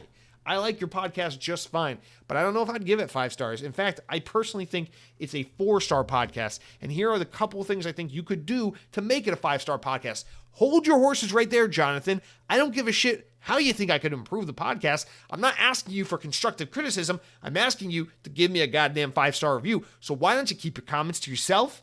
Keep the suggestions for your job, and maybe your boss will think, hey, maybe this guy's worth investing in and offer you a handsome promotion. And for me, you can just leave me a 5-star review and say, great podcast. In fact, best podcast. In fact, fuck all the other podcasts, and then go out and list all the other Xbox podcasts that exist and be like, these podcasts are less than signed Xbox On. And then everyone who sees your comment, which will probably be many people because they like your comments, will be like, wow, Jesse DeRosa must do good Xbox podcasting. And then they will all flock to my podcast. My numbers will go up, and then I will quit my day job because I will get so much money from HelloFresh that I will be like, every week, guys, I want to tell you about what I've been playing, but first I'm going to tell you about what I've been eating, sponsored by HelloFresh. And you'll be like, oh my God, he's sponsored, which means clearly he's a successful human being. Let me go double check his podcast and confirm this information. And you'll go to iTunes and you'll go to podcasts. You'll search Xbox On. You'll see 5-star rating. You'll be like, yup, that confirms it all right. And it'll all be thanks to you, when you took the 5 minutes or less to leave me a 5-star review. That's a 1 star per minute. So make sure you don't take 3 minutes or I will get a 3-star review and I will get in big trouble. So thank you all so much for participating, for listening, for understanding. And like I said, don't be kind, rewind. Leave a 5-star review. Just do it. All right. Schizophrenic rambling aside, I do want to make one quick announcement before we get into the comments. It's that time of year. We do it every year here on the Xbox On podcast. The last episode of the year for 2023 will be on December 28th. It will go live. That's the last Thursday of the year, December 28th. And in typical Xbox On tradition, fashion, I should say, we will use that final episode of the week to do our favorite games of the year. We don't do a typical game of the year episode. It's usually favorite games played of the year. So every year what I do is I have a special episode. Usually I'm accompanied by a guest. And then we talk about our top favorite game. Let's try English. Our top 5 favorite games that we played throughout the year. The rule is, just to clarify, does not have to be Xbox game. Does not have to be a game released in 2023. It is just the top 5 favorite games that your 5 favorite games you played during the calendar year in this case in 2023. And then, we go over it. So I'll be doing that podcast on the 28th. It'll go live. And the reason I'm bringing this up to you right now is because that podcast relies heavily on audience interaction, audience feedback. So if you could wade through all my schizophrenic rambling long enough to get to this point, what I'm doing right now is I'm getting on my hands and knees and I'm asking you, the audience, will you write in with your 5 favorite games you played this year so that we can have this dialogue? So I can share my games, you can share your games. Hopefully we'll have a guest on the show and they can share their games. And I think this will be a lot of fun. I had a lot of fun doing it the past couple of years, and I look forward to doing it again this year. Spoiler alert, you will definitely see Alan Wake 2 and Starfield on my top 5 list. But yeah, it's funny. You could be like, hey, my favorite games I played this year, I played Baldur's Gate, I played Hogwarts Legacy, I played Starfield, I played Ratatouille, the video game on Xbox 360 released in 2007, and I played Dead by Daylight because I'm still addicted to that game. And I'd be like, oh, cool, what a great selection of games, and then we'll read about them. And if I don't like the games you've selected, I'll make fun of you. And if I do like the games you've played, then I will praise you for it. And so you can look forward to my everlasting love in that regard. So yeah, I think it'll be fun. So drop a comment with your top 5 favorite games you played this year, and hopefully on the 28th we'll have lots of write-ins to go over. But with all that said, let's jump into the comments. We got a little bit of a hodgepodge going on here. So Cronky writes in, he wants to talk about that Phil Spencer interview from last week with Windows Central. And he says, the Phil Spencer interview where he said that Xbox would be untenable if they don't expand into mobile should be a terrifying red flag for any fans of the brand. Microsoft's track record for jumping into established markets like Windows Phone and Mixer isn't great. So when the initiative fails, what does that mean? That Xbox is now untenable? They bought Bethesda or Obsidian and are no longer allowed to tap out of the out of gaming. You don't want to see them tap out because you love Bethesda and Obsidian too much. Okay, I agree, but I also disagree because you know what was another market that Microsoft tapped into that was already established? The home console market. And you could, I guess, make the argument, well, there was space in the market because Sega had just fallen out.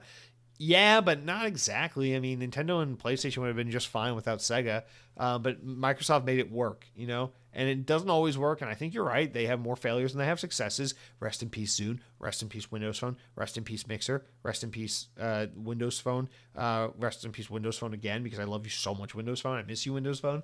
But I don't think if their mobile initiatives fail that Xbox is necessarily over. I don't even think if Game Pass fails necessarily that Xbox is over, because I think they would. I don't think it will come to this, but I think if Xbox had to do a last-ditch effort, like if everything with Game Pass failed and they had to try to get rid of Game Pass and go back to a pre-2017 world where Game Pass didn't exist and be like, oh, guys, it's just regular Xbox, or games cost $70 and you can buy them on the most powerful console in the world, and we don't have a subscription service at all. You know, if like they tried to go back to that, I think they would try to do that before they would just throw in the towel and give up on Xbox. Just because even though Xbox is never going to surpass PlayStation, it's probably just not going to happen. Xbox is a lucrative business for them to be in. They make money with Xbox. Like, it's not unlike Windows Phone, unlike Mixer, it makes money. It's not like just a hemorrhaging like loss leader. Maybe someday it will be popular. You know, it's not. It's a Xbox is more like Bing than it is like Windows Phone. Let's put it that way. You know, Bing is not going anywhere. Bing makes money. It's profitable. It makes a little bit more money every quarter than it did last quarter, but it by no means is about to dethrone Google as a search engine, but it makes enough money and grows just enough to justify its existence, even though it will never, ever, ever, ever, ever come close to beating Google. It makes money, you know? It makes enough money that they care about it. So, I don't know. I just think Xbox is established enough and profitable enough that Xbox or Microsoft is going to try to keep it alive as best they can. And if one huge aspect of it bombs and fails, I don't think that spells the end for the whole kit and caboodle, if that makes sense. God, I hate that I just said that. Okay. All right. Mr. Mal wrote in and says, Jesse, when we die, we should have our bodies used to plant trees right next to each other, Jesse. Mr. Mal, I have no problem with that, just as long as my cat can be there as well. Also, just to clarify, cremate me, do not bury me. Cremate me, do not bury me. Do not bury my fucking corpse in the ground. Cremate me. I swear to God. I feel like what's going to happen to me is like I'm going to die and get cremated like 48 hours before. They're like, scientists have officially confirmed that if a body has only been in the ground for like, you know, less than 6 months, they have a new technology where it can just zap your fucking body and bring you back to life. And they're like, oh yeah, cool. What about people who are cremated? Tough luck. You know, I feel like I think about that all the time. It's like, I want to be cremated because I don't want to be buried in the ground. But also, I'm afraid that if I get cremated, they're going to come up with a solution to just zap dead bodies back to life. But I'll be too busy being cremated to be eligible for that program. So please, Mr. Maug, help me out with this. But yeah, the trees, the us and the trees thing, I have no problem with that. But again, my cat better be there too. All right, let's move over to Tim R, who writes in and says, congrats on the house, man. It may sound weird, but I think stairs are the shit when it comes to houses. For some reason, having a second level is really nice.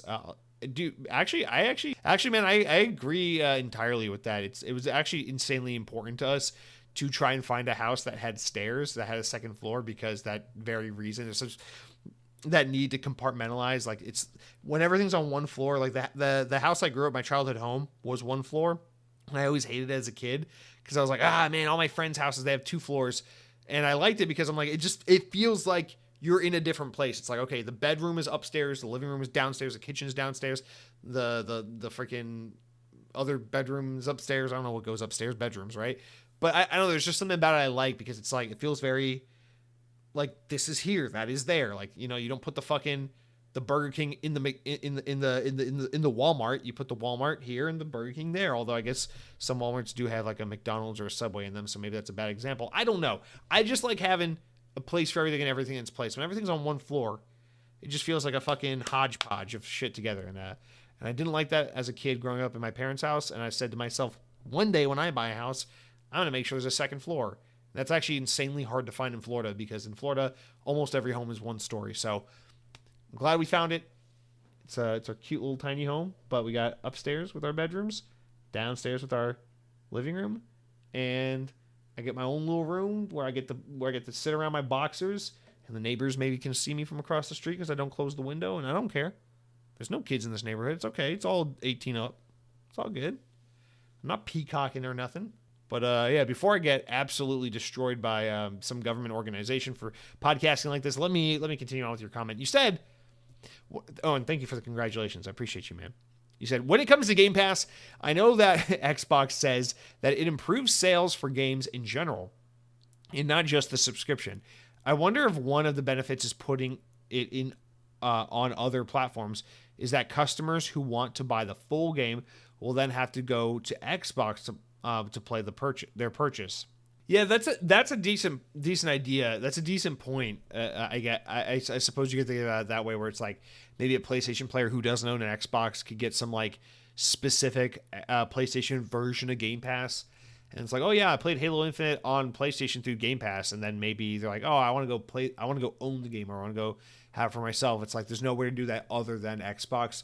I suppose I just feel like the majority of people care more about simply having access to something than they do to owning it. I know gaming is a little different because, like, in the movie space, like, the overwhelming majority of people don't give a shit about whether or not they own the Blu-ray for Saving Private Ryan. They just want to watch Saving Private Ryan. So if it's on Netflix or Amazon, or you gotta rent it or whatever it is, it's like you just go where it's available and you watch it. And then there's always that small base of people who are like, no, I have to own the Blu-ray and watch it in the highest fidelity, so when Ryan's privates get dead, I can see it in maximum fidelity. And it's like, that's kind of a niche. Gaming works that same way, but I feel like that base of people that want to own is bigger. But in general, I think once it comes to Game Pass, and Xbox is proving this more and more every day, I think generally speaking, people just want to have access. Like, I'm kind of mind blown that I don't own Halo Infinite. It's the only Halo game I haven't purchased, and it's because I'm a Game Pass subscriber. Why would I go buy Halo Infinite? I just play it through Game Pass. But I don't know. Maybe that is a part of it, because I know there's a base of people that are so OCD and they have to own for the collection, or maybe a game leaves Game Pass at some point, and you want to keep playing it, and so you have to go buy it. But if it's an Xbox only game, then you gotta go on Xbox. But I don't know if PlayStation would want that version of Game Pass ever, to be honest. I mean, they don't want Game Pass at all, but especially that version, I don't know if they'd ever agree to that, because it's so obvious what they're doing there at that point with just trying to fish people over to Team Xbox, and I don't think PlayStation would allow that. But it's an interesting point. I don't know. I guess I'd have to gnaw on it a bit more to try and figure out what else there is to say. You also said, side note, Keurig is objectively the worst type of coffee. They sell caffeine pills if you're really hard up. All joking aside, Keurig is super convenient. And if you're using a ton of creamer and sugar anyway, I guess it doesn't matter. You could also have chocolate milk at that point. Well, I don't use a lot of coffee and creamer. I use a spoonful of sugar and depending on the day. Sometimes it's a spoonful of sugar and I drink it black. Some days it's a splash of creamer, and some days it's fucking what is it? Sometimes it's fucking overload on the creamer. I don't know. My usage of creamer and coffee is very schizophrenic. I'm very deliberate about the amount of sugar I use. I never go over 1 spoonful of sugar. So like the amount of sugar I use is like, it's a little sweet, but it's not like drinking a fucking like a candy bar at 6:30 in the morning. It's like, it's a coffee with it's like a pack of sugar, It's like, okay, it takes off the bitter edge and it makes it a little more balanced, but I'm not drinking like sugary sweet coffee by any means. I did when I was a kid. I definitely did. When I was a teenager, God help me, I liked 4 or 5 sugar packets in my coffee. Nowadays, I'm a one sugar packet in my coffee on the weekdays. Sometimes on the weekend, I'll do 2 sugar packets because it's the weekend and calories don't count on Saturdays, baby girl. But I don't know. I'm a little more all over the place with the creamer. The creamer, I go anywhere from black to it's borderline milk at this point. So listen, Tim R, appreciate you. Thank you for writing in. Hope you're having a great week, and thank you for your acceptance, sir.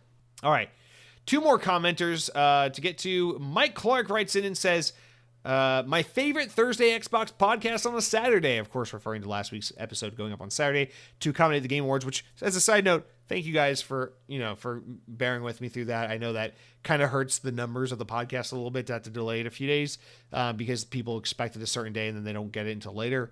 But it just didn't make sense to do the podcast and then have the Game Awards happen hours after the podcast went live. It just would make no fucking sense. So I appreciate you guys bearing with me through that.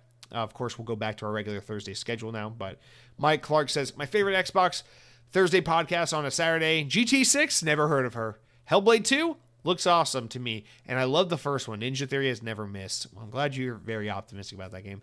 Moon Studios looks fire, and Xbox tried to buy them, and dude told Phil to piss off. If that's true, I don't remember that happening, but that is funny. The single best announcement from the show was Sega. Jet Grind Radio, abso-fucking-lutely. Well, I also think that, what is it called? Exodus? I think Exodus looks freaking awesome. But yeah, the Sega announcement was so good. I'm still very hyped about that. I've not enjoyed a Hideo Kojima game since Metal Gear Solid 1, and I have a feeling that OD will be no different. I have a feeling that OD is going to be a severely whatever type experience. I don't think it's going to be like a light the world on fire type of game. Again, it's just really good press for Xbox to have a project with Hideo Kojima, and that's really the true heart and soul behind that happening. I never watched the entire show, but I enjoyed the announcements at the Game Awards. Xbox has a very good showing, and this is just my opinion, but 2024 looks like a huge year. Hellblade 2, Stalker 2, and possibly Avowed sounds much better than 2023. They're also saying that Fable is going to be next year too, so we'll see about that. We'll see. Between Avowed, Fable, and Hellblade, something's getting delayed into the next year, and I think it's most likely Fable. Maybe Avowed, but I think most likely Fable. I think 2024, let me just put this out there. And I'm not saying this to be negative, I just genuinely think this. I genuinely think that 2024 could be a bad year for Xbox, not because they put out bad games, but because I think they're banking on some games that are not guaranteed to come out next year, and I think Avowed and Fable both have serious potential to slip into 2025, especially Fable, but maybe even Avowed. So I'm not willing that into existence. I'm not hoping for that. That's just my speculation. I hope I'm wrong, but putting it out there. All right, final comment comes from none other than Headhunting Halo. Thank you for writing in, Mike Clark. Headhunting Halo, who writes in with the final comment and says, Grand Theft Auto 6, man, I can't wait for it. I'm down for them taking their time, but I feel like Rockstar never waits that long. This game is going to make so much damn money. It's almost Christmas time. What's going on your list if you were a kid again? That is a really fun question. Also, congrats on the house, man. Welcome to the high interest rates. Thank you. I love it. I can't wait to be in debt forever. But yeah, dude, that's actually a really fun hypothetical question. If you were a kid, maybe this isn't exactly how you're asking it, but I do want to answer it this way. It's 2023. Everything this year has gone exactly how this year has gone. It's Christmas in a couple weeks. You're 11 years old. What are you asking Santa or mom and dad or whoever for Christmas? I love that. I love that so much. All right, let's play this fucking game. So in this scenario, let's just assume I still have an Xbox. I still have a Switch. My birthday was in the springtime, so that means basically every game I wanted to play this year came out well after my birthday. So this might sound a little lame, a little cop-out-ish, but listen, if I'm a kid, I don't give a shit about Alan Wake. I don't give a shit about Starfield. I don't give a shit about Baldur's Gate, because when I was like 10 years old, 8 years old, 12 years old, my favorite games are the games I think you're going to expect me to say. I would be like, this is the thing, is like, it's kind of hard to guess how you would be a kid in today's world where everything's fucking in-app purchases and iPads. I want an Xbox gift card so I can buy shit in the Halo Infinite shop. I want Sonic Superstars. I want Mario Wonder. I want Pikmin 4. I'm trying to answer this honestly, because when I was a kid, this was the shit I wanted. I wanted all like the Nintendo stuff and Sonic stuff, and then Halo. That was like, Halo was my badass adult game. And then I just liked Nintendo, Sonic, and racing. So I'd ask for Hot Wheels Unleashed 2, Mario Wonder, Sonic Superstars, an Xbox gift card so I could blow money on Halo Infinite's in-game shop, a pack of Mountain Dew, a pack of Sunny Delight, a bag of Nestle Crunch. Oh, and an Xbox On nudie calendar where every month is a different listener showing their awesome avatar pictures spread out like pretty boys in fire trucks. That's what I would ask for. I don't know. It's kind of hard. I don't know. When I was a kid, I didn't get that many games when I was a kid. It wouldn't have been like that. I'd get like a N64 4 years after the GameCube came out or something like that when I was a kid. But yeah, I mean, that's where I'm putting on the list. Santa, you pick from that list what you want to do. We got Sonic, we got Mario, we got Pikmin, we got Halo money in the Xbox store, Hot Wheels Unleashed 2, and some candy. Let's make it happen. Yeah, that's a fun question. I appreciate it, Halo. Well, that's gonna do it for our podcast. That's it. That's the last comment. That's it. Everyone's done. We're going to bed. Put your heads down on the pillow. Close your fucking eyes. I don't care if you're not tired. It's bedtime. And yeah. Thank you all for listening so much. Joking aside, yeah, please do write in with your top 5 favorite games you played of the year. I'd love to read your comments on the December 28th episode, the last episode of the year. And until next week, you guys take care, be well, play some awesome video games, eat some good food, and spend some time with people you love. And until next week, power your dreams.